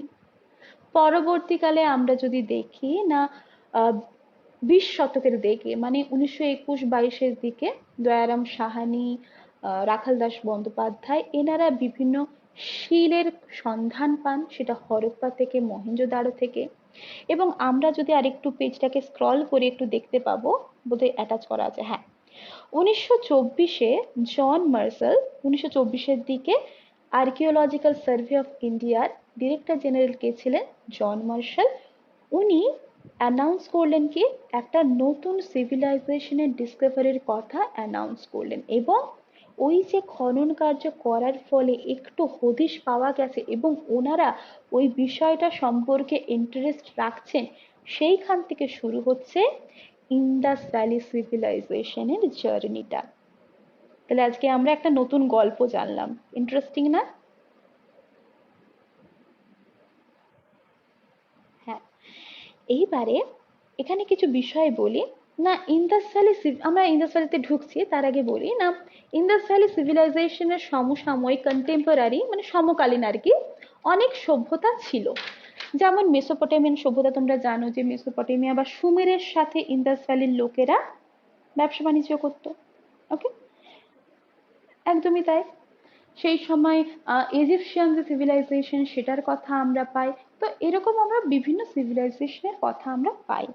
ওকে, তো দেখো এটা খুব একটা ইম্পর্টেন্ট নয় যে S N. Roy noted in the history of Indian archaeology that Marshall left in that 3000 years older than he had found her, মানে ওই সিভিলাইজেশন পাওয়ার পরে আর কি লিভ করেছিলেন, এটা দরকার নেই এটা। নেক্সট জায়গাটা দেখো না, এই সময়ে মেসোপটেমিয়া হচ্ছে একটা সমসাময়িক সভ্যতা, আর এটা কিন্তু জন মার্সেলের একটা মিস্টেক হয়ে গেছিল। যাই হোক, কিছু কিছু মিস্টেক সবারই রয়ে যায়, তবু উনি কিছুটা যে তৎপরতা দেখিয়েছিলেন যার কারণে আমরা ওই শিলগুলোকে একটু ভালো রকম ভাবে খুঁজে পাই, হদিশ পাই, এবং পরবর্তীকালে আমরা দেখব না মার্টিমার হুইলার, আর.ই.এম. হুইলার, এনার নাম আমরা সবাই জানি। ইনি 1944-এ ওই আর্কিওলজিক্যাল সার্ভে অফ ইন্ডিয়ার ডিজি ছিলেন। সালগুলো মনে রাখার দরকার নেই, আমি গল্প বলছি বলে বলছি, কেমন? তো উনি একজন এক্স আর্মি অফিসার ছিলেন। উনি কি করলেন, ওই যে জন মার্সেলের কিছু মিস্টেক্স ছিল সেগুলোকে রেকটিফাই করলেন, কেমন? এবং তার যে এতদিনের একটা এক্সপিরিয়েন্স, আর্মি হিসেবে এক্সপিরিয়েন্স, সেটাকে কাজে লাগালেন এবং আস্তে আস্তে আমরা ইন্দাস ভ্যালি সিভিলাইজেশন সম্পর্কে জানতে পারছি। এবং আমরা দেখি যে দয়ারাম সাহানি উনি হারাপ্পান সভ্যতার আবিষ্কর্তা, মহেঞ্জোদারোর আবিষ্কর্তাকে রাখাল দাস ব্যানার্জি, তো এই বিষয়গুলো আমরা দেখি। একদমই তাই। আচ্ছা, এবারে আমরা ঢুকছি ইন্দাস ভ্যালি সিভিলাইজেশনে। তো এর টাইম পিরিয়ড আমরা দেখবো, এটা অ্যাপ্রক্সিমেট, এবং তোমাদের আমি প্রথমেই বলেছি যে এটাকে আমরা কেন ম্যাচিওর্ড হারাপ্পান ফেজ বলছি। আমরা বেসিক্যালি ম্যাচিওর্ড হারাপ্পান ফেজ পড়ছি, এবং এর টাইম পিরিয়ড হচ্ছে 2600 থেকে 1900 বিসিই, মানে বিফোর কমন এরা, খ্রিস্টের জন্মের আগের সময়কার। আচ্ছা, আমাকে কেউ বলবে এডি মানে কি, যেটাকে আমরা খ্রিস্টাব্দ বলি, এর ফুল ফর্ম কারো মনে আছে? আমি পড়িয়েছিলাম, মনে আছে কারো? হ্যাঁ, অ্যানো ডোমিনি বা অ্যানি ডোমেন, ওরকম টাইপের আমরা বলতে পারি, মানে যেটাকে আমরা খ্রিস্টাব্দ বলছি। ওকে, আচ্ছা, এটা আমরা ডিসকাশন করেছি। আচ্ছা, এই সময় আমরা একটা বিষয় দেখি না, এই সময় কিছু কিছু জিনিস আমরা দেখতে পাই না, ডায়েটারি। ডায়েটারি বলতে খাদ্য, তারা যে খাদ্যাভ্যাস ছিল সেই সম্পর্কে কিছু বিষয় না, তারা খুব জব, মানে গম, বার্লি, বিভিন্ন যে কি বলবো ওটাকে, লেন্টিলস, মানে ডাল, ডাল জাতীয় বিষয়, বিভিন্ন বিষয় এর হদিশ আমরা পাই। ওকে, আর কি হয় এই সময়, বিভিন্ন যে পশু, পশুর কথা আমরা দেখতে পাই, যেমন বিভিন্ন ক্যাটলস, গবাদি পশু, শিপ, মানে ভেড়া, গোট, বাফেলো, স্পিক, এরা কিন্তু ডোমেস্টিকেটেড হয়েছে। আর কি হয় না, বিভিন্ন যে ওয়াইল্ড স্পেসিস, যেমন বোর হতে পারে, হরিণ হতে পারে, ঘড়িয়াল হতে পারে, তো এই ধরনের ওয়াইল্ড স্পিসিসের হদিশও পাই। এখানে আমি কিছু কয়েকটা বিষয় বলবো। দেখো, আমরা যখন স্টোন এজ পড়ছিলাম, আমরা কি দেখলাম না, ওই মিডল এজে এসে মানুষ কি হচ্ছে না, ওই যে বুনো যে কুকুরগুলো ছিল তাদেরকে পোষ মানাচ্ছে। তাহলে প্রথমে তারা ওই বুনো কুকুরগুলোকে পোষ মানায়। ওকে, তারপরে আলটিমেটলি যখন আমরা সিন্ধু সভ্যতায় আসি, আমরা এভিডেন্স পাই কি না, বিভিন্ন শিপ বলো, গোট বলো, পিগ বলো, এরা ডোমেস্টিকেটেড হচ্ছে। এবারে বিষয়টা হচ্ছে, আমি কি করে বুঝবো এরা ডোমেস্টিকেটেড হয়েছে না এদের মাংস তারা খেত, তাহলে তার হাড্ডির হদিশ পেয়েছে, তাহলে তারা খেত না তারা ডোমেস্টিকেটেড ছিল, এটা আমরা বুঝবো কি করে, কি করে আমরা ক্ল্যারিফাই হব? ঠিক আছে, বলি। দেখো, যখন তুমি সাপোজ এটা ধরো কোনো একটা বোন, হ্যাঁ, যখন তুমি এটা খাবে, কি হবে, তোমার দাঁতের ছাপগুলো কিন্তু এখানে পড়বে, রাইট? এখানে পড়বে তোমার দাঁতের ছাপ। তাহলে কোনো একটা পশুর, শিপের মাংস বলো, গোটের মাংস বলো, যখন খাচ্ছ, তার ছাপ এখানে তোমার দাঁতের ছাপ পড়ছে। তাহলে যখন আমি দেখছি কোনো বোনসে, কোনো প্রাণীর, কোনো পশুর বোনস, হাড়ে এই ছাপগুলো নেই, তার মানে এরা কি এদেরকে পোষ মানিয়েছে, এটা একটা আন্দাজ করা যায়। আবার কি বলতে পারি, সব পশুরই বেশিরভাগেরই কি থাকে, মানে সবারই কি থাকে, ক্যানাইন থাকে। তো যারা গৃহপালিত হয় তাদের এই ক্যানাইনটা অনেকটা ব্লান্ট হয়, ভোঁতা হয়। ওকে, বুনো জন্তু জানোয়ারের ক্ষেত্রে এই ক্যানাইনটা অনেক বেশি শার্প হয়, কিন্তু যারা গৃহপালিত তাদের ক্ষেত্রে ক্যানাইনটা ব্লান্ট হয়। তো এরকম কিছু এভিডেন্সের মাধ্যমে আমরা বলতে পারি কি না সেই সময় তারা এই পশুগুলোকে পোষ মানিয়েছিল। এবারে বিসিএস একটা প্রশ্ন দিয়েছিল প্রিভিয়াস ইয়ারে, এটা খুব কনফিউজিং একটা প্রশ্ন যে প্রথম তারা পোষ মানিয়েছিল কাকে। এবারে তুমি কিছু জায়গায় দেখবে কিছু জায়গায় পিগ আনসার করা আছে, কিছু জায়গায় গোট, কিছু জায়গায় শিপ, কিছু জায়গায় ডগ, এরকম আনসার করা আছে। যদি তোমাকে জিজ্ঞাসা করে যে ইন্দাস ভ্যালিতে পোষ মানিয়েছিল প্রথম কাকে, সেটা হচ্ছে তোমার শিপ গোট। কিন্তু যদি জিজ্ঞাসা করে যে মানুষ মানে ভারতে আর কি মানুষ কোন পশুকে পোষ মানিয়েছিল, আমরা কি করব ডগ। কেমন? আবার কিছু জায়গায় ওই উইঙ্কি বলে একজন আছে, WENK। তো এই বিজ্ঞানীর মতানুসারে কোন পশুকে প্রথম পোষ মানানো হয়েছিল, তখন আনসার কি, তখন আনসার হচ্ছে পিগ। তো এরকম কিছু ভ্যারিয়েশনস আছে। এইগুলো ক্ষেত্রে আমাদের দেখতে হয় যে যে পরীক্ষাটা দিচ্ছি সে কি আনসার নেয়। ঠিক আছে, এই হচ্ছে এই বিষয়গুলো খেয়াল রাখতে হয়। তো এই অবধি কারো কোনো প্রশ্ন আছে আমাকে বলো।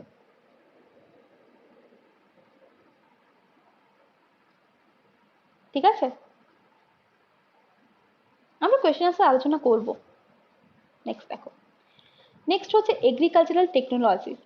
তো সেই সময় কি হয় না বিভিন্ন কিছু আমরা এগ্রিকালচার সম্পর্কে কি করে ধারণা পাই না তারা কিছু ধরনের টেকনোলজি ব্যবহার করতো চাষবাসের ক্ষেত্রে। যেমন সেখানকার যে টেরাকোটা বিভিন্ন শিল, সেখানে আমরা দেখবো ষাঁড়ের শিল সহ বিভিন্ন রকম শিলের কথা আমরা পাই। চলিস্তানে বিভিন্ন যে প্লাও মানে লাঙ্গল করা হচ্ছে টেরাকোটা মডেল পাচ্ছি, বানোয়ালিতে আমরা টেরাকোটা এই প্লাও লাঙ্গলের মডেল পাচ্ছি। তো এগুলো আমাদের কিও সেই সময়কার চাষবাস সম্পর্কে ধারণা দেয়। আবার রাজস্থানে বলো কালীবঙ্গানে বলো আমরা ওই প্লাউয়ের মাধ্যমে লাঙ্গলের মাধ্যমে চষা জমির এভিডেন্স পাচ্ছি। তো এগুলো আমরা পরে দেখবো কোথায় কি পাচ্ছি। তো এর থেকে আমরা মোটামুটি একটা সেখানকার বিভিন্ন টেকনোলজি কিভাবে চাষাবাদ হতো সেই সম্পর্কে একটা আইডিয়া পাই। এবারে কিছু কিছু জিনিস আমরা এভিডেন্স পাই দেখো, Harappan sites in semi arid area. Harappan sites আমরা পাচ্ছি না কিছুটা আর্দ্র এরিয়াতে আমরা পাচ্ছি, সেমি এরিড এরিয়া। ওকে, আর এই সময় সার্থুগাই যেটা কিনা আফগানিস্তানে ছিল। দেখো মোস্ট অফ দ্য এরিয়া, যদি most of the places Indus valley সিভিলাইজেশনের প্লেসেস যেগুলো বলি বেশিরভাগই ভারত পাকিস্তানে রয়েছে, কিন্তু দু একটা প্লেস রয়েছে তোমার আফগানিস্তানে, যেমন সার্তুগাই একটা আছে, আরেকটা কেউ বলতে পারবে কি?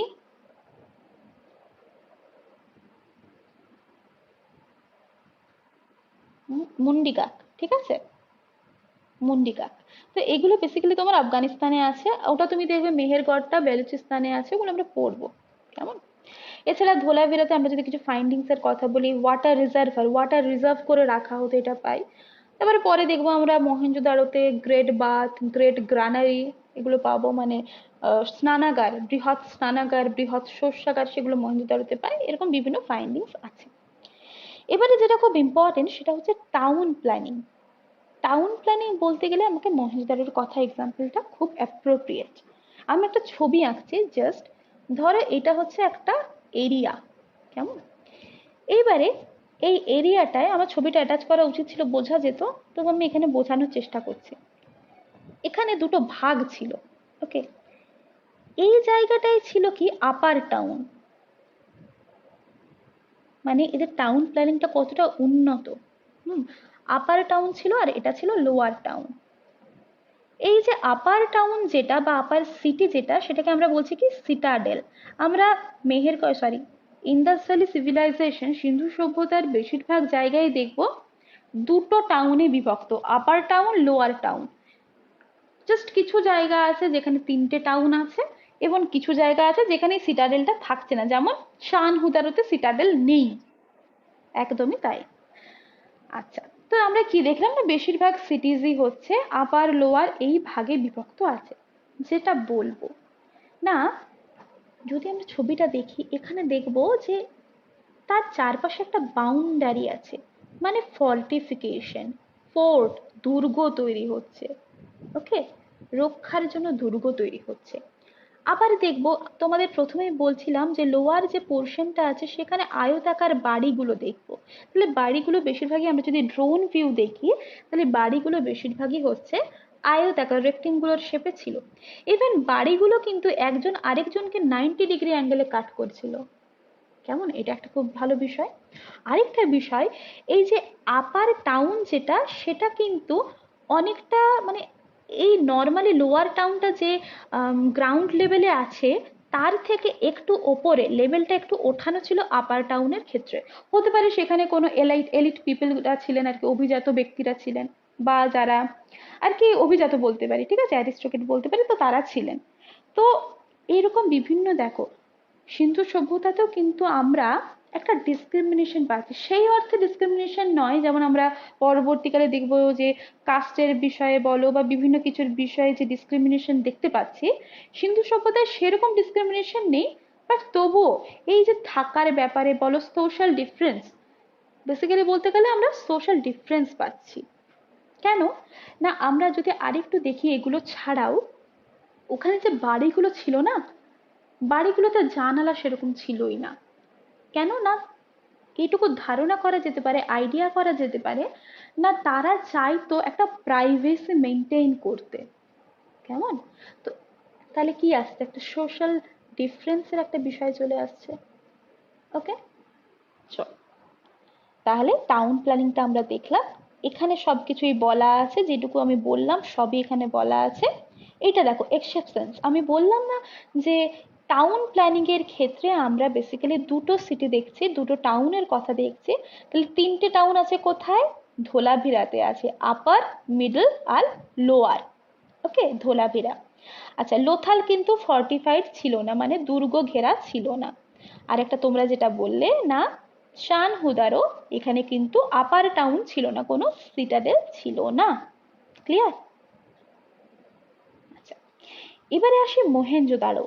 মহেঞ্জোদারো এর যে আপার টাউন মানে সিটাডেলে আমরা কি পাবো, গ্রেট বাথ পাবো, মানে বৃহৎ স্নানাগার, খুব ইম্পর্টেন্ট। কেমন, তাহলে বৃহৎ স্নানাগার কোথায় পায় না, মহেঞ্জোদারোতে পায়। এই সময় বিভিন্ন যে গুদাম, স্টোর হাউস, যেটাকে আমরা ওয়্যার হাউস বলছি, তো কি হতো, এই যে ওয়্যার হাউস যেটা গুদামটা তৈরি হতে, যে লোয়ার পোর্শনটা মানে মেঝেটা বলতে পারি, সেটা তৈরি হতো ইট দিয়ে তৈরি হতো, ব্রিক্স দিয়ে তৈরি হতো, আর আপার পোর্শনটা তৈরি হতো কাঠ দিয়ে। জেনে রাখো এইটুকু। নেক্সট দেখো, এখানে বিভিন্ন ক্রাফট দেখতে পারি, বিভিন্ন টাইপের আমরা শিল্প শৈলীর কথা দেখতে পারি। কিরকম না, লোথালে আমরা যদি দেখি সেখানে বিভিন্ন পার্লস, মতি টাইপের বিভিন্ন বিষয়, বিড, এই যে ধরো তোমরা সবাই জানো যে কোনো একটা ইমিটেশন বা কিছুর একটা গয়না, গয়না তৈরি করতে গেলে ধরো এটা একটা গয়না তৈরি হচ্ছে, এরকম ভাবে বিভিন্ন পোর্শন জয়েন করে একটা হার তৈরি করা হচ্ছে, একটা মালা তৈরি করা হচ্ছে। তাহলে এইগুলো কি এক একটা বিটস, তো বিটস গুলো বিভিন্ন টাইপের হতে পারে, সার্কুলার হতে পারে, রড শেপের হতে পারে, তো বিভিন্ন টাইপের কিন্তু হতে পারে। তো লোথাল কিন্তু একটা বিড ইন্ডাস্ট্রি বলতে পারি, লোথাল, চান হুদারো, এগুলো বিড ইন্ডাস্ট্রি বা মতির একটা ইন্ডাস্ট্রি বলতে পারি। বালাকোটে আমরা কি পাই, বিভিন্ন যে শেল, ওই যে ঝিনুকের যে শেল, সেগুলো আমরা পেতে পারি। সার্তুগাই, সার্তুগাইতে আমরা ল্যাপিস লাজুলি, খুব ইম্পর্টেন্ট, এটা একটা স্টোন, প্রিসিয়াস স্টোন, খুব দামি একটা স্টোন, এটা দেখি। ওকে, নাগেশ্বরতে আমরা পাই সেল অবজেক্টস, এটা দেখার দরকার নেই, সার্তুগাইটা খেয়াল রাখবে, ঠিক আছে, চানহুদারো, লোথাল, সার্তুগাই, বালাকোট, এগুলো খেয়াল রাখবে। ওকে, নেক্সট যেটা আছে সেটা হচ্ছে স্ক্রিপ্ট আর স্টাইল। স্ক্রিপ্ট আর স্টাইল বলতে আমি বলি যে হরপ্পান সভ্যতাতে আমরা যে লিপিগুলো পাই, কি ধরনের লিপি পাই না, পিক্টোগ্রাফিক, বিভিন্ন ছবির মাধ্যমে পাই, সিম্বলিক, তাই তো, ওখানে 350 থেকে 400টা মতো সিম্বল ব্যবহার করা হতো। তো যে স্ক্রিপ্টটা সেটা পিক্টোগ্রাফিক স্ক্রিপ্ট। ওকে, যদি তোমাদের জিজ্ঞাসা করে কোন স্টাইলে লেখা হতো না, কোন স্টাইলে, আমরা পড়েছি এটা বোস্ট্রোফেডন, একদম বোস্ট্রোফেডন। তাহলে একটা লাইন যদি রাইট টু লেফট হতো, পরের লাইনটা লেফট টু রাইট, এইভাবে হতো একদম। তাহলে এটা হচ্ছে বোস্ট্রোফেডন স্টাইল, আর স্ক্রিপ্ট হচ্ছে পিক্টোগ্রাফিক স্ক্রিপ্ট। এবারে তোমাদের একটা কনসেপ্ট মানে এমনি বলছি আর কি, ধরো অনেকের ধারণা থাকে যে স্ক্রিপ্ট বলতে এই স্ক্রিপ্ট আর ল্যাঙ্গুয়েজ, এইটা কি একই না আলাদা? কেউ আমাকে বলবে স্ক্রিপ্ট আর ল্যাঙ্গুয়েজ একই না আলাদা? বলো। কেন?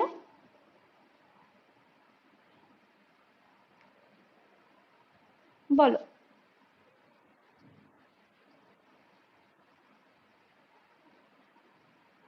আচ্ছা, একটু ক্ল্যারিফাই করে দিই জায়গাটা, ঠিক আছে? সাপোজ আমি লিখছি কি, আচ্ছা ইংলিশে লিখছি, কেমন? দাঁড়াও, উড়িয়ে দিলাম স্ক্রিপ্ট, আর এর পাশে আমরা কি লিখলাম? ল্যাঙ্গুয়েজ। সাপোজ আমি এখানে লিখছি নমস্কার লিখছি, তাহলে এইটা ল্যাঙ্গুয়েজটা কি? বাংলা বলতে পারি বা হিন্দি বলতে পারি। নমস্তেটা হিন্দি হবে, ধরো নমস্কারটা আমি বাংলা ল্যাঙ্গুয়েজ, তাই তো? নমস্কারটা কিন্তু বাংলা ল্যাঙ্গুয়েজ। স্ক্রিপ্ট আমি কি ইউজ করছি? এটাকে বলা যায় রোমান স্ক্রিপ্ট, মানে আমরা যে অ্যালফাবেটিক্যালি লিখি সেগুলোকে বলা হয় রোমান স্ক্রিপ্ট। তাহলে এই হচ্ছে বেসিক ডিফারেন্স। এইবারে ধরো আমি লিখলাম আম লিখছি, হ্যাঁ, তাহলে এটা লিখছি আম। তাও কি সুন্দর হাতের লেখা আমার। এটা কি? এটা কোন ল্যাঙ্গুয়েজে লিখলাম আমি?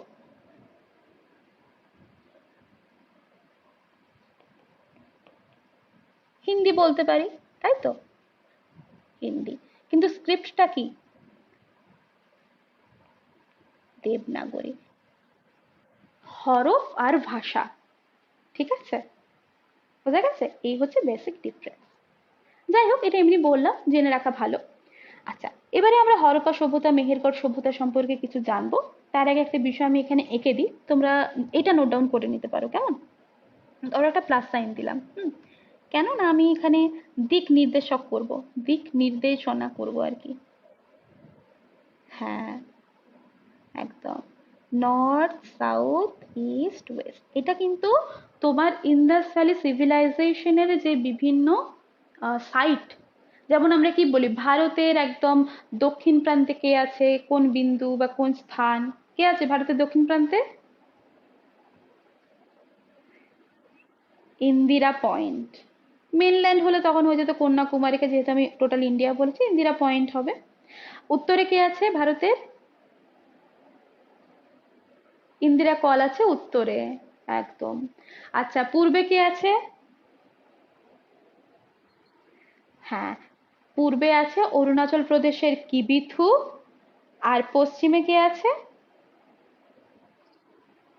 গুজরাটের গুহারমতি, একদম। ঠিক সেরকমই ইন্দাস ভ্যালি সিভিলাইজেশনের ক্ষেত্রেও কিছু এক্সট্রিম পয়েন্টস আছে, ঠিক আছে? তো কেউ কি জানো উত্তরে কে আছে?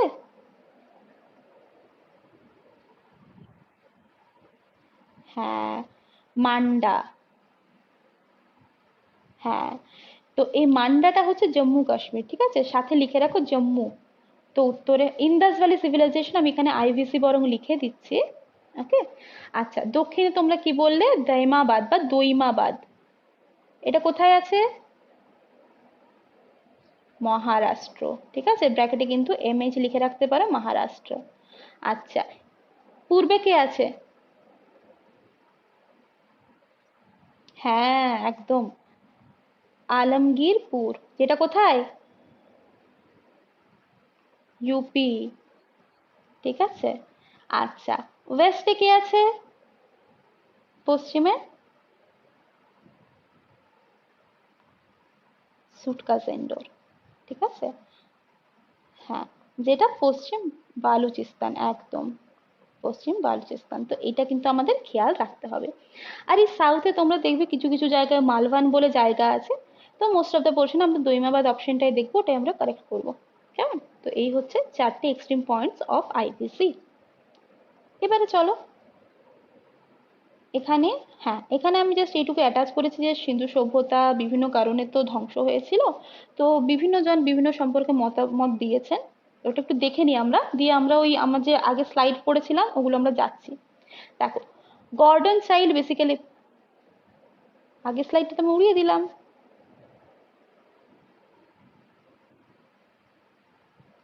আচ্ছা, নেক্সট দেখো, গর্ডন চাইল্ড কি বলছেন না বহিঃশত্রুর আক্রমণের কারণে সিন্ধু সভ্যতা ধ্বংস হয়েছিল, মানে আমরা কিন্তু কোনো কারণটাকে অগ্রাহ্য করতে পারি না।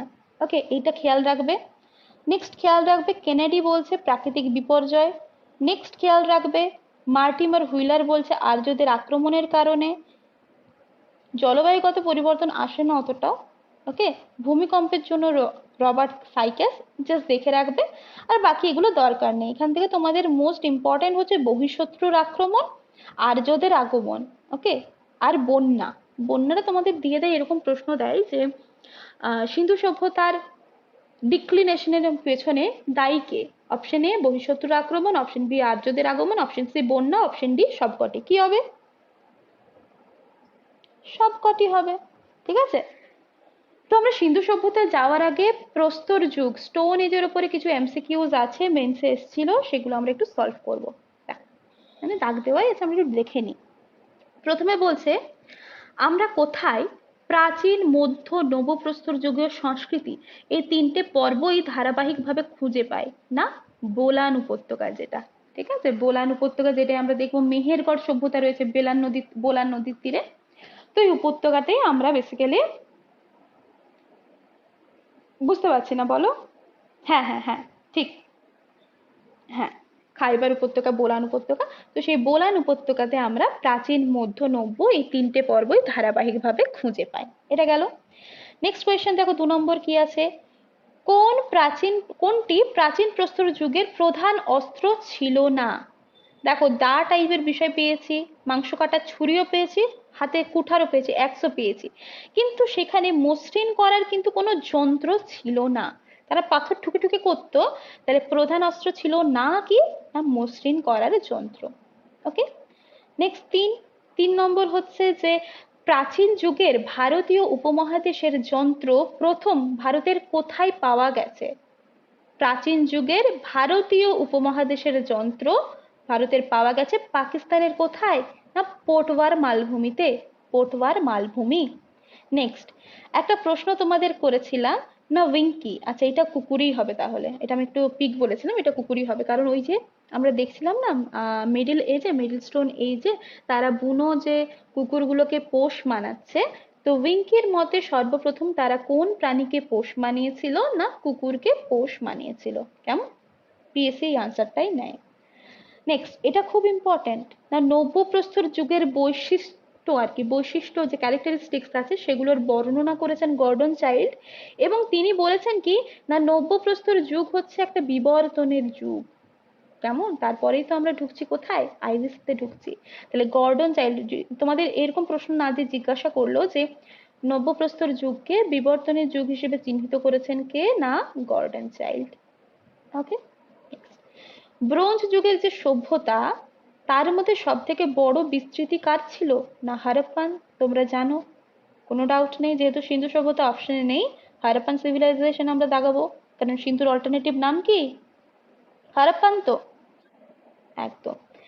হ্যাঁ, নেক্সট কি আছে, নিম্নলিখিত সংস্কৃতিগুলির মধ্যে প্রথম মৃৎপাত্রের ছবি লক্ষ্য করা যায় কোথায়? মানে মাটির পাত্র কোথায় পাই? তাম্রপ্রস্তর যুগে আমরা বেসিক্যালি পাই। তো এটা আমাদের দাগাতে হবে। ঠিক আছে, তাম্রপ্রস্তর যুগটাই দাগাবে, কারণ নবপ্রস্তর যুগে তারা শিখছে। এবার যে আমরা ছবি পাই এই মৃৎপাত্রের উপর, মানে তারা মাটির জিনিসপত্র, ধরো একটা কলসি তারা বানালো, সেটা বানানো শুরু করছে তারা তোমার নবপ্রস্তর যুগ থেকে, একটা মোটামুটি চাকা ঘুরিয়ে ঘুরিয়ে বানাচ্ছে, কিন্তু তার উপরে যে বিভিন্ন ছবি সেগুলো হদিশ আমরা পাই তাম্রপ্রস্তর যুগ সময় থেকে, মানে যখন আমরা আইভিসির সময়কাল বলতে পারি যে চ্যালকোলিথিক পিরিয়ড, সেই সময় থেকে। আর নেক্সট হচ্ছে এটাই দেখে রাখো, নবপ্রস্তর যুগে ভারতের কোন অংশে মনিবের সঙ্গে পোষা কুকুরের সমাধির প্রমাণ পাওয়া যায় না অ্যাকর্ডিং টু অপশন আমরা কি করব না কাশ্মীর। ঠিক আছে, মনিবের সঙ্গে, হ্যাঁ মনিবের সঙ্গে কুকুরের সমাধি। তাহলে এই গেল আমাদের স্টোন এজের ওপর কিছু কোয়েশ্চেন্স। তাহলে একটা মোটামুটি ধারণা হয়েছে এই অবধি। নেক্সট এগোচ্ছি আমি, এই অবধি ধারণা হয়েছে তো? ওকে, 10টায় ব্রেক দেবো। হ্যাঁ, দেখো মেহেরগড় সভ্যতা। মেহেরগড় সভ্যতা এটা কি নিওলিথিক পিরিয়ডের সভ্যতা না আমরা আইভিসি দেখবো চালকোলিথিক, তার আগে কি ছিল নব্যপ্রস্তর যুগ। তাহলে মেহেরগড় হচ্ছে নিওলিথিক পিরিয়ডের সভ্যতা। এবং আমি তোমাদের বলছিলাম যে শিরিন রত্নাকর উনি কি বলেছেন যে হরপ্পা সভ্যতাই হচ্ছে মেহেরগড় সভ্যতার বিকশিত রূপ। কেমন? আচ্ছা, মেহেরগড় সভ্যতা কে আবিষ্কার করেন? খুব ইম্পর্টেন্ট না, 1974 সালে বোলান নদীর তীরে, বালুচিস্তানে বোলান উপত্যকা, ঠিক আছে, ওই বোলান নদীর তীরে বালুচিস্তানের তার নিকটবর্তী যে অঞ্চলগুলো সেগুলোতে খনন কার্য চালানো হয়। এবং এই যে রিচার্ড মিডো, এনার নামটা খেয়াল রাখবে, রিচার্ড মিডো আর জা ফ্রাসোয়া জারিজ, আমরা বাংলায় একদম আমরা এইরকম টাইপের স্পেলিংটা দেখবো, জা ফ্রাসোয়া, চন্দ্রবিন্দু আছে, ফ্রাসোয়া জারিজ, বাংলায় যদি দেখি জারিজ, ওকে।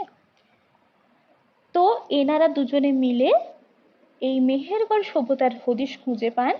এই মেহেরগড়কে বলা হতো বালুচিস্তানের রুটির ঝুড়ি। আচ্ছা, যদি বলা হয় পৃথিবীর রুটির ঝুড়ি আমরা কি বলবো? ইউক্রেন। ভেরি গুড, ইউক্রেনই। তাহলে মেহেরগড়কে বলা হতো বালুচিস্তানের রুটির ঝুড়ি। কেমন? নেক্সট, আরেকটা খুব ইম্পর্টেন্ট না, এই যে ধ্বংসাবশেষ সম্পর্কিত যে রিসার্চ বা গবেষণা নির্বন্ধ সেটা প্রথম কোন মার্কিন পত্রিকায় বা কোন পত্রিকায় প্রকাশিত হয়? তোমাদের পড়িয়েছি না, সায়েন্টিফিক আমেরিকান, ওকে।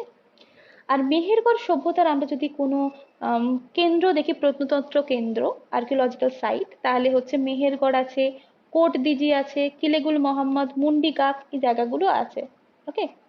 আর তোমাদের বললাম যে প্রাগৈতিহাসিক সভ্যতা বলতে কি, দ্যাট ইজ মেহেরগড়। দেখো, যে সভ্যতার কোনো লিখিত বিবরণ নেই, শুধুমাত্র প্রত্নতাত্ত্বিক বিবরণের উপর ভিত্তি করে সভ্যতাটির পরিচয় জানা যায়, ওকে। আচ্ছা, প্রাগৈতিহাসিক তোমাদের আমি কি বলছিলাম, প্রি হিস্টোরিক না, তাহলে মেহেরগড়টাকে প্রি হিস্ট্রির মধ্যেই কিন্তু ফেলবে। এটা আমার একটু ভুল হয়ে গেছে যে মেহেরগড়কে তোমরা প্রি হিস্ট্রির মধ্যেই ফেলবে, কারণ এক্ষেত্রে কোনো আমরা এভিডেন্স সেরকম পাচ্ছি না। আইভিসির ক্ষেত্রে আমরা এভিডেন্স পাচ্ছি, কিন্তু সেটা আমরা পড়তে পাচ্ছি না, ওকে। যেটা বাংলাটা আমি জানি না, ওটা প্রোটো হিস্ট্রি। আর মেহেরগড়কে ফেলবে তোমরা প্রি হিস্ট্রির মধ্যেই কিন্তু ফেলবে, ওকে। মেহেরগড়ের কোনো লিখিত বিবরণ কিন্তু আমরা পাচ্ছি না। নেক্সট, এইটা কিছু ছবি আছে, আর এইখানে হচ্ছে তোমাদের মেহেরগড় সভ্যতা বলো বা ইন্দাস ভ্যালি সিভিলাইজেশন বেসিক্যালি এই জায়গাটাতে বিস্তৃত ছিল, এর একটা ছবি দেওয়া আছে, ওকে। নেক্সট, এবারে আসছে সিন্ধু সভ্যতা। সিন্ধু সভ্যতা এটা কোন পিরিয়ড না, চ্যালকোলিথিক, চ্যালকোলিথিক পিরিয়ড। ইংলিশ টার্মটা মনে রাখবে। বাংলা টার্ম বলতে গেলে তাম্রপ্রস্তর হবে বা অল্টারনেটিভলি তাম্র ব্রোঞ্জ, কারণ মানুষ প্রথম কোন ধাতুর ব্যবহার শুরু করে? তামা, তাই তো? হ্যাঁ। এবারে সে যখন তামা ব্যবহার করত, সে দেখলো যে জিনিসপত্রগুলো তৈরি হচ্ছে, টুলস গুলো খুব সফট হচ্ছে, পশু শিকার করতে বলো বা বিভিন্ন কাজের ক্ষেত্রে তাদের খুব অসুবিধে হচ্ছে। তো তখন কি করলো, ব্রোঞ্জের উৎপত্তি হলো। মানে ব্রোঞ্জের উৎপত্তি হলো মানে কি, তামা আর টিন মিশিয়ে তারা ব্রোঞ্জ তৈরি করলো। হ্যাঁ, এই ব্রোঞ্জ দিয়ে তারা যন্ত্রপাতি ব্যবহার করতে শুরু করলো, মানে বানিয়ে। তো যখনই ব্রোঞ্জের যন্ত্রপাতি তারা দেখলো না অনেকটা শক্তপোক্ত হচ্ছে, এবং সেখান থেকেই নাম কি হচ্ছে, তাম্রপ্রস্তর যুগ যেমন আসছে সেরকম তাম্র ব্রোঞ্জ যুগ, ওকে। এটা একটা নগর কেন্দ্রিক সভ্যতা, আরবান সিভিলাইজেশন। তোমরা জানো যে টাউন প্ল্যানিং এর বিষয়ে দেখছি, খুব একটা ভালো ড্রেনেজ সিস্টেম আমরা এখানে দেখতে পাই। একটা প্রশ্ন খুব আসে, তারা কিন্তু লোহার ব্যবহার জানতো না, কোন ধাতুর ব্যবহার জানতো না, লোহার ব্যবহার, ওকে। হ্যাঁ, হরপ্পা সভ্যতার লোকেরা বিশ্বের মধ্যে প্রথম কটন চাষ শুরু করে, ঠিক আছে। হরপ্পা সভ্যতার লোকেরা বিশ্বের মধ্যে প্রথম কটন চাষ শুরু করে, এবং গ্রিক ভাষায় কটনকে বলা হতো কি, সিন্ডান বলা হতো। এবং এই সময় দেখো বিভিন্ন কিছু জিনিস আমরা পাই, হরপ্পা সভ্যতার সময় স্বস্তিক চিহ্ন যেমন আমরা পাই, সেরকম মূর্তিও পাই, ব্রোঞ্জের নর্তকী পাই। আবার একটা ছবি বোধহয় অ্যাটাচ করা আছে, একটা প্রিস্ট রাজা টাইপের পাই, যে কিনা চোখ বন্ধ করে আছে, তাই ধারণা করা হয় সে হচ্ছে কোনো প্রিস্ট, মানে মুনি ঋষি অর্ধ মগ্ন অবস্থায় আছে, এরকম টাইপের বিষয়।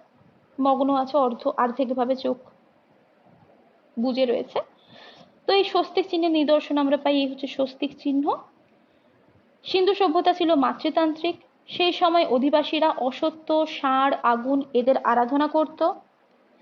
এই সময় একমাত্র পুরুষ দেবতা ছিলেন পশুপতি বা আদিশিব, যেটাকে আমরা প্রোটোশিবা বলি, তাই তো? আদিশিব বা প্রোটোশিবা বলি। তো এই দেবতাকে ঘিরে বাঘ, গন্ডার, ষাঁড় এরা রয়েছে, আর আসনের তলায় হরিণ রয়েছে। তো তোমরা এই পশুগুলোর নাম খেয়াল রাখবে। তোমাদের একটা অপশন ধরো দিয়ে দিল, এই কোনো তিনটে অপশন দিয়ে দিল, তার সাথে একটা অপশন দিল হাতি। তো এর মধ্যে কোনটা আদি শিবের আশেপাশে ছিল না? কি হবে? হাতি ছিল না, একদম। আচ্ছা, হরপ্পা কথার অর্থ পশুপতির খাদ্য। বলো মহেঞ্জোদারো কথার অর্থ কি?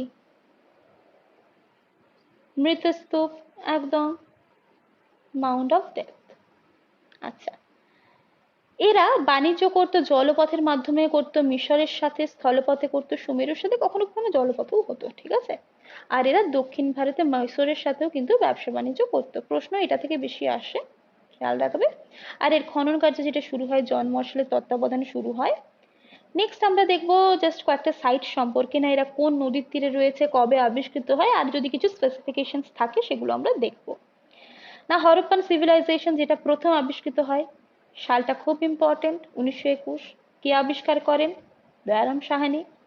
কোন নদীর তীরে?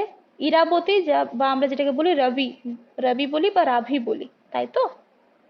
এটা বর্তমানে কোথায় আছে? না পাকিস্তানে আছে, পাঞ্জাবের যে মন্টগোমারি জেলায় সেখানে আছে। হ্যাঁ হ্যাঁ, একদম, সিন্ধুর উপনদী। আচ্ছা, হরপ্পা সভ্যতাটা কিভাবে মনে রাখবো? HD movie, Harappa, Dayaram Sahni, M for Montgomery. Harappa Mohenjodaro দুটোই কিন্তু পাঞ্জাবের দুটো জেলায় আছে, একটা হচ্ছে মন্টগোমারি, একটা হচ্ছে লারকানা, ঠিক আছে? তো এই, হ্যাঁ, এইচডি মুভি যেটা, হরপ্পা, দয়ারাম সাহানি, ঠিক আছে, সাল 1921, খেয়াল রাখবে এটা। 1921-এ কোন বিদ্রোহ হয়? একটা বিদ্রোহ বলো। মোপলা, একদম, মোপলা বিদ্রোহ। তাহলে HD movie, M for Montgomery, ঠিক আছে? আচ্ছা, একটা জিনিস তোমরা অনেকেই ভুল করো, যে যদি তোমাদের গ্রেট গ্রানারি বলে দেয়, বৃহৎ শস্যাগার, সেটা তোমরা অনেকে হরপ্পা করো। ওটা কিন্তু হরপ্পা নয়, মহেঞ্জোদারো হবে। কেমন? হ্যাঁ, গ্রেট গানা, হ্যাঁ, গ্রেট গ্রানারি বলুক বা গ্রেট বাথ বলুক, দুটোই মহেঞ্জোদারো। হরপ্পায় যেটা পাওয়া গেছিল সেটা হচ্ছে এইটা, না একটা সারিতে 6টা গ্রানারি, 6টা শস্যাগার, বাট গ্রেট গ্রানারি হচ্ছে মহেঞ্জোদারো। ওকে, নেক্সট। এখানে অনেক কবরস্থান পাওয়া গেছে। এখানে মোট শিল কটা পাওয়া গেছে? 891টা মতো।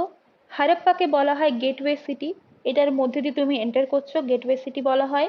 আর সিন্ধু সভ্যতার দ্বিতীয় রাজধানী বলা হয়। নেক্সট আমরা আসছি মহেঞ্জোদারোতে। মহেঞ্জোদারো এক্ষুনি বললাম, তাহলে মন্টগোমারি হয়ে গেল, পড়ে রইল কে? লারকানা পড়ে রইল।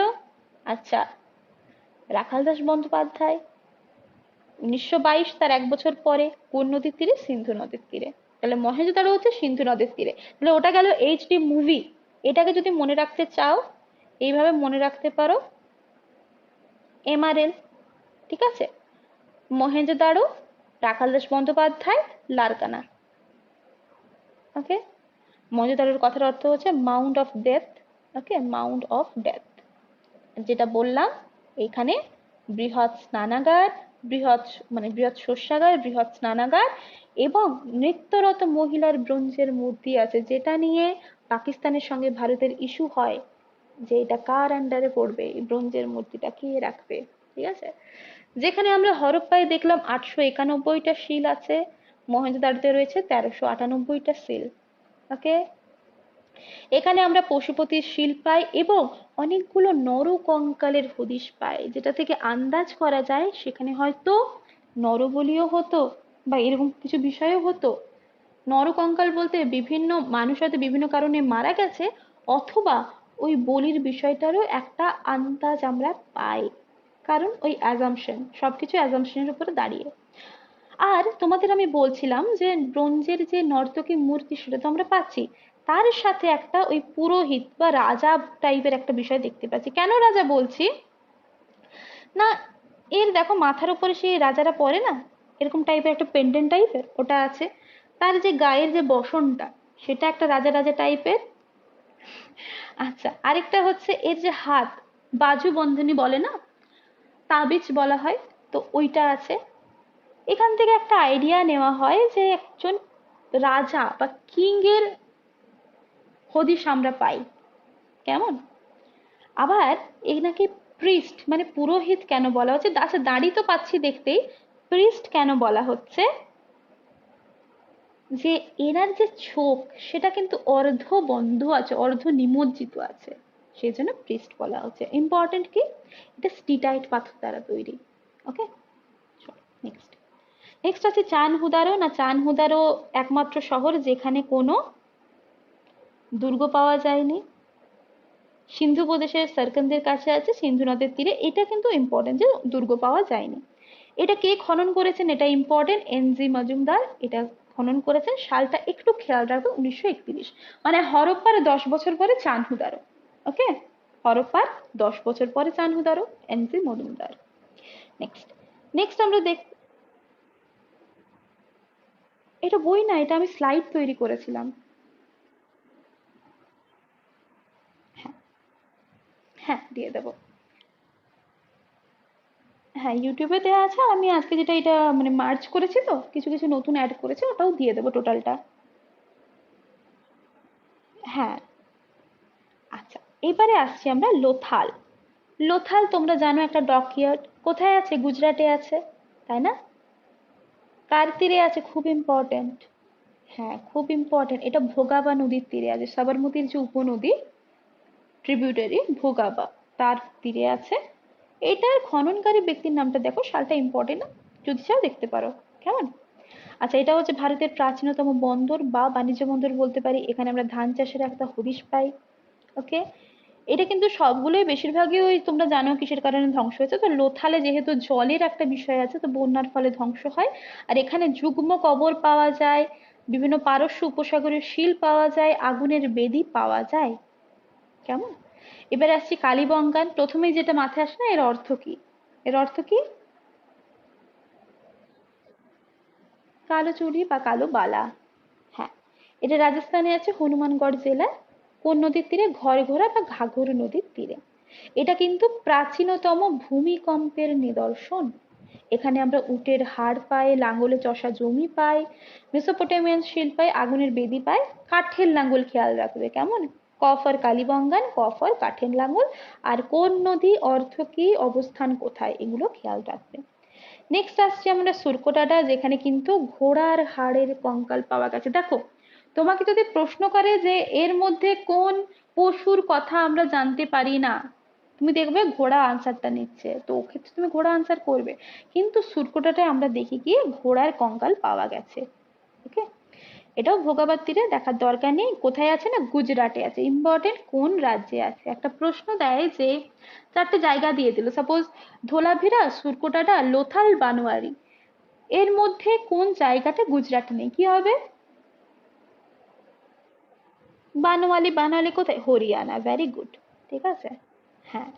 আচ্ছা, এটা তোমাদের সুবিধার জন্য স্লাইডটা রেখেছি। না, গুজরাটে লোথাল, সুরকোটা, ধোলাভিরা। ওকে, এক সেকেন্ড দাঁড়াও। হ্যাঁ, এই জায়গাটা দেখো, তোমাদের সুবিধার জন্য এটা করা আছে। না, লোথাল, সুরকোটাটা, ধোলাভিরা এটা গুজরাটে আছে। কালীপঙ্গান রয়েছে রাজস্থানে, বানোয়ালি রয়েছে হরিয়ানাতে, সুটকাজেন্ডো রয়েছে বালুচিস্তানে। সিন্ধু প্রদেশে আমরা বেসিক্যালি কি দেখতে পাই? মহেঞ্জোদারো, কোটদিজি, চানহুদারো এটা দেখতে পাই। আলমগীরপুর উত্তরপ্রদেশ, তোমরা যখন সেই বাউন্ডারি, এটা নর্থ সাউথ ইস্ট ওয়েস্ট পড়ছিলে তখন তোমরাই বললে। ওকে, নেক্সট আমরা কি দেখলাম? দৈমাবাদ যেটা, সেটা রয়েছে মহারাষ্ট্রে, রয়েছে দৈমাবাদটা। ওকে, নেক্সট জাস্ট কয়েকটা জিনিস। রোপার। রোপার খুব ইম্পর্টেন্ট, কেন না শতদ্রু নদীর তীরে খুব প্রশ্ন দেয়। এটা কোথায় আছে? পাঞ্জাবে রয়েছে। কোন নদীর তীরে? সতলেজ বা শতদ্রু নদীর তীরে। হুম। তো হরপ্পা সভ্যতায় স্বাধীন ভারতে যদি জিজ্ঞাসা করা হয়, হরপ্পা সভ্যতার প্রথম খনন কার্য চালানো হয় কোন জায়গায়? কোন শহরে? না, রোপারে। হ্যাঁ। আচ্ছা, রাখিগারহি যদি জিজ্ঞাসা করে ভারতে অবস্থিত জায়গাগুলোর মধ্যে সিন্ধু সভ্যতার সব থেকে বৃহত্তম নগর কোনটা, আমরা বলবো রাখিগারহি। এটা হরিয়ানাতে রয়েছে, হরিয়ানার হিসার জেলায় রয়েছে। ওকে, এটাকে কিন্তু একটা প্রাদেশিক রাজধানী হিসেবে গণ্য করা হতো। এখানে আমরা লাঙ্গলের মডেল মানে মাটির লাঙ্গলের মডেল পায়, এবং এটা সারস্বতী দৃশ্যদ্বাতী এই উপত্যকায় আর কি এই ভ্যালিতে গড়ে উঠেছে। আমরা আসছি ধোলাভিরা, ধোলাভিরা রয়েছে লুনি নদীর তীরে গুজরাটের কচ্ছ জেলায়, এটা খেয়াল রাখবে। এবং এটা কে আবিষ্কার করেছেন খেয়াল রাখবে, কেন খেয়াল রাখবে না ধোলাভিরা সম্প্রতি ইউনেস্কো ওয়ার্ল্ড হেরিটেজ সাইটের মর্যাদা পেয়েছে, তাই তো কিছুদিন আগে, কিছু বছর আগে আর কি পেয়েছে। তো ধোলাভিরা লুনি নদীর তীরে গুজরাটের কচ্ছতে রয়েছে। নেক্সট জাস্ট কোয়েশ্চেন আনসার রয়েছে। আচ্ছা এখানে কিছু ওইগুলো যেগুলো পড়ালাম ওগুলোই বলা আছে যে মেহেরগড় সভ্যতা 1974-এ আবিষ্কৃত হয়, অর্থ কি, কবে আবিষ্কার হয়, কেমন, আর কোনটা হচ্ছে এন্ডিং পয়েন্ট, কোন এন্ডিং পয়েন্ট সবই এখানে লেখা আছে। তো এগুলো আর বলার নেই কিছু। এখানে একটা বিষয় বলি যে হারাপ্পারে বেসিক্যালি বেকড ইট ব্যবহার করতে, যদি ভ্যারিয়েশনস না থাকে, ইটের যদি ভ্যারিয়েশনস না বলা থাকে, তোমাদের যদি জিজ্ঞেস করে হরপ্পারা কোন ধরনের ইট ব্যবহার করবে বেকড ব্রিক্স, ঠিক আছে, বেক করা ব্রিক্স। না হলে তোমরা দেখতে পারো আরো ডিটেলস যদি যাও পুনম দালালে দেখতে পাবে বার্ন্ড ব্রিক্স হচ্ছে হারাপ্পা, ড্রাইড ব্রিক্স হচ্ছে ইজিপ্ট, বেকড ব্রিক্স হচ্ছে মেসোপটেমিয়া বা সুমেরে আমরা দেখতে পাই। আর এখন আমরা যে রাজস্থান বা সিন্ধু প্রদেশ দেখি সেখানে আমরা দেখি না ডেজার্ট এরিয়া দেখতে পাই, তো হরপ্পার সময় কিন্তু সেটা ডেজার্ট এরিয়া ছিল না, জাস্ট ওই কথাটাই হচ্ছে তোমার এখানে বলা আছে। আর এই যে হরপ্পান যে সিভিলাইজেশন, যদিও এটা ব্রোঞ্জ এইজের একটা কালচার আমরা বলতে পারি না, তাম্র ব্রোঞ্জ যুগ পাচ্ছি, ব্রোঞ্জ যুগ পাচ্ছি, তো এখানে কিন্তু তারা ব্রোঞ্জের একটা লিমিটেড মাত্রায় তারা ব্যবহার করতো, খুব বেশি করতো না তবে করতো, কেমন। এবারে আসছে কিছু প্রশ্ন আমি জাস্ট দেখিয়ে দিচ্ছি, বাকি তোমরা দেখে নেবে, কারণ 140টা মতো পেজ আছে, অত তো সলভ করা যাবে না, তোমরা দেখে নেবে। দেখো, আর তোমাদের কোয়েশ্চেন করানোই আছে, তোমরা যদি চাও ওই প্লেলিস্টে গিয়ে হিস্ট্রির প্লেলিস্ট, কম্পিটিটিভ এক্সাম প্লেলিস্টে গিয়ে চেক করে নেবে বা পিডিএফটা দেখে নেবে, মার্কিং করা আছে। হরপ্পা কোন চাষে মানে কোন অঞ্চলে ধান চাষ হতো, দাগানো আছে লোথাল। নেক্সট, হরপ্পার ম্যানচেস্টার কাকে বলা হয়, সেটাও লোথালকে বলা হয়। আচ্ছা আমাকে বলো তো হরপ্পার ল্যাঙ্কাশায়ার কাকে বলা হয়? হ্যাঁ এটা কিন্তু খেয়াল রাখবে, প্রশ্নটা দেওয়া আছে তবু বলে দিচ্ছি না, চান হুদারো। তো ইংল্যান্ডে একটা প্লেস আছে ল্যাঙ্কাশায়ার বলে, যেমন আমরা হাওড়াকে বলি ভারতের গ্লাসগো, তাহলে ইংল্যান্ডে যে গ্লাসগো আছে সেরকম ভারতের হাওড়ার স্ট্রাকচার বা ডেভেলপমেন্ট, সেই কারণে এটাকে গ্লাসগো বলা হয়। যেমন আমেদাবাদকে বলি আমরা ভারতের ম্যানচেস্টার, দুর্গাপুরকে বলি ভারতের রুড়, সেরকমই ভারতের ল্যাঙ্কাশায়ার বলা হয় চানহুদারোকে, ঠিক আছে। আর হরপ্পা সভ্যতার, হ্যাঁ, আর হরপ্পা সভ্যতার ম্যানচেস্টার হচ্ছে লোথাল, কেমন, একদম, হ্যাঁ। আর সিন্ধু সভ্যতা তোমরা জানো যে আরবান সিভিলাইজেশন মানে নগর কেন্দ্রিক বা শহর ভিত্তিক। বৃহৎ স্নানাগার রয়েছে মহেঞ্জোদারোতে, গুজরাটে, এর মধ্যে কোনটা কোনটা আছে, লোথাল আর ধোলাভিরা। কালীবঙ্গান কোথায় আছে? কালীবঙ্গান রয়েছে রাজস্থান, একদম। নিত্যরত মহিলা মহেঞ্জোদারোতে পাওয়া যায়। আচ্ছা, হরপ্পা আর প্রাক হরপ্পা এই দুটি পর্যায়ের প্রমাণ পাই কোথায়? কালীবঙ্গানে পাই। আচ্ছা নেক্সট, হ্যাঁ এটা খুব ইম্পর্টেন্ট, একটু বলে দিই। হরপ্পার লোকেরা কি করতো, যাই বাটখারা ব্যবহার করতো, ওরা বিভিন্ন টাইপের বাটখারা ব্যবহার করতো, ঠিক আছে, হতে পারে সেটা কিউবিক শেপের হতে পারে, হতে পারে সেটা সিলিন্ড্রিক্যাল শেপের হতে পারে, ওকে। তো ওরা বেসিক্যালি যে বাটখারাগুলো ব্যবহার করতো তারা 16র গুণিতকে হতো। তোমাদের এরকম টাইপের প্রশ্ন দিতে পারে, আবার বলতে পারে, ধরো অপশন দিল 640, 720, 224 আর 200, 200 দিয়ে দিলাম, এর মধ্যে কোন ওয়েটের বাটখারা হরপ্পার লোকেরা ব্যবহার করতো, কি বলবে তোমরা? 640, কেন? এটা 16 দিয়ে ভাগ যায়, 16র মাল্টিপল, একদম 16র মাল্টিপল, 16×4 = 64, তাই না, 16 × 40 করলে তুমি 640 পাবে, তাহলে 16 এর গুণক এই টার্মটা আমাকে খেয়াল রাখতে হবে, ওকে।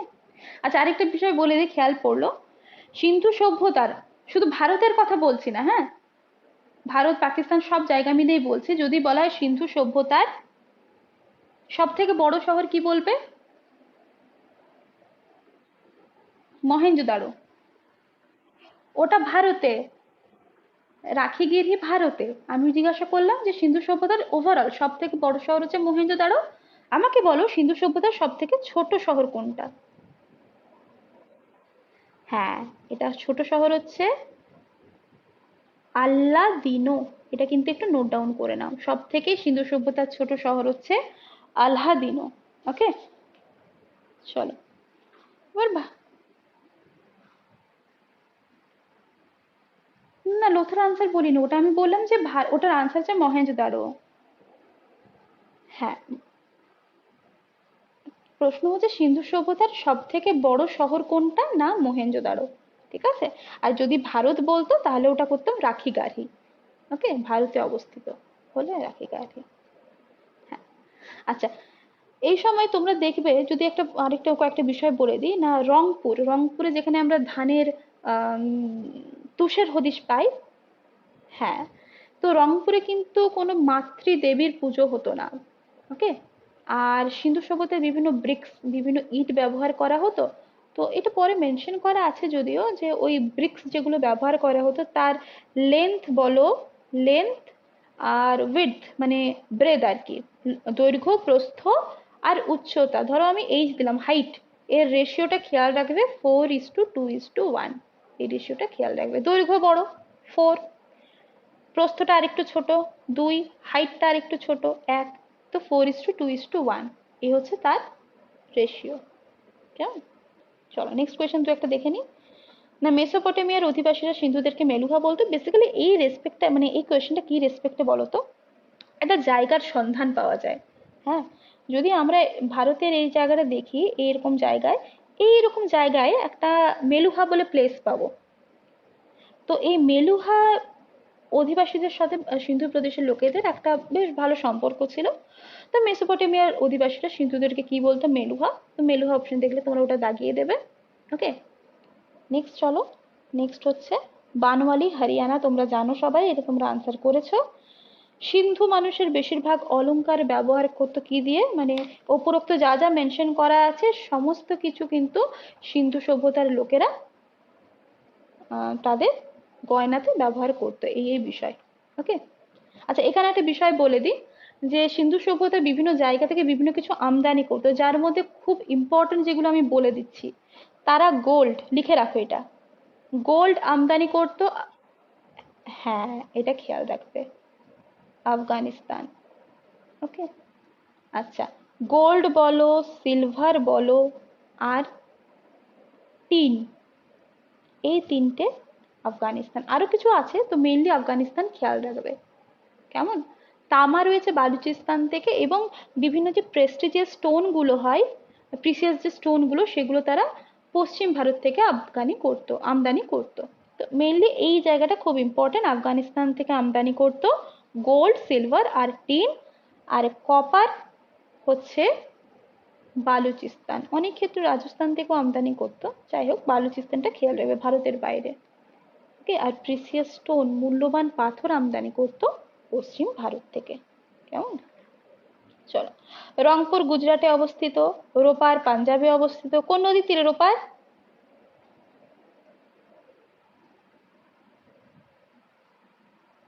একদম শতদ্রু, সতলেজ। ঠিক আছে, চলো, বর্তমানে হরপ্পা রয়েছে, পাঞ্জাবের মন্টগোমারিতে রয়েছে। এই সমস্ত কিছু তোমরা দেখে নিয়েছো, আর বাকিগুলো একটু দেখে নেবে। কেমন? সব সোজা কোয়েশ্চেন আছে, আমি পিডিএফটা অ্যাটাচ করে দেবো। আর এই যে হরপ্পা সভ্যতার সম্ভব ধরন কি ছিল, পিক্টোগ্রাফিক, তাই না? ওকে, বোঝা গেছে সবার? এই অবধি কারো কোনো প্রশ্ন আছে তো আমাকে বলো।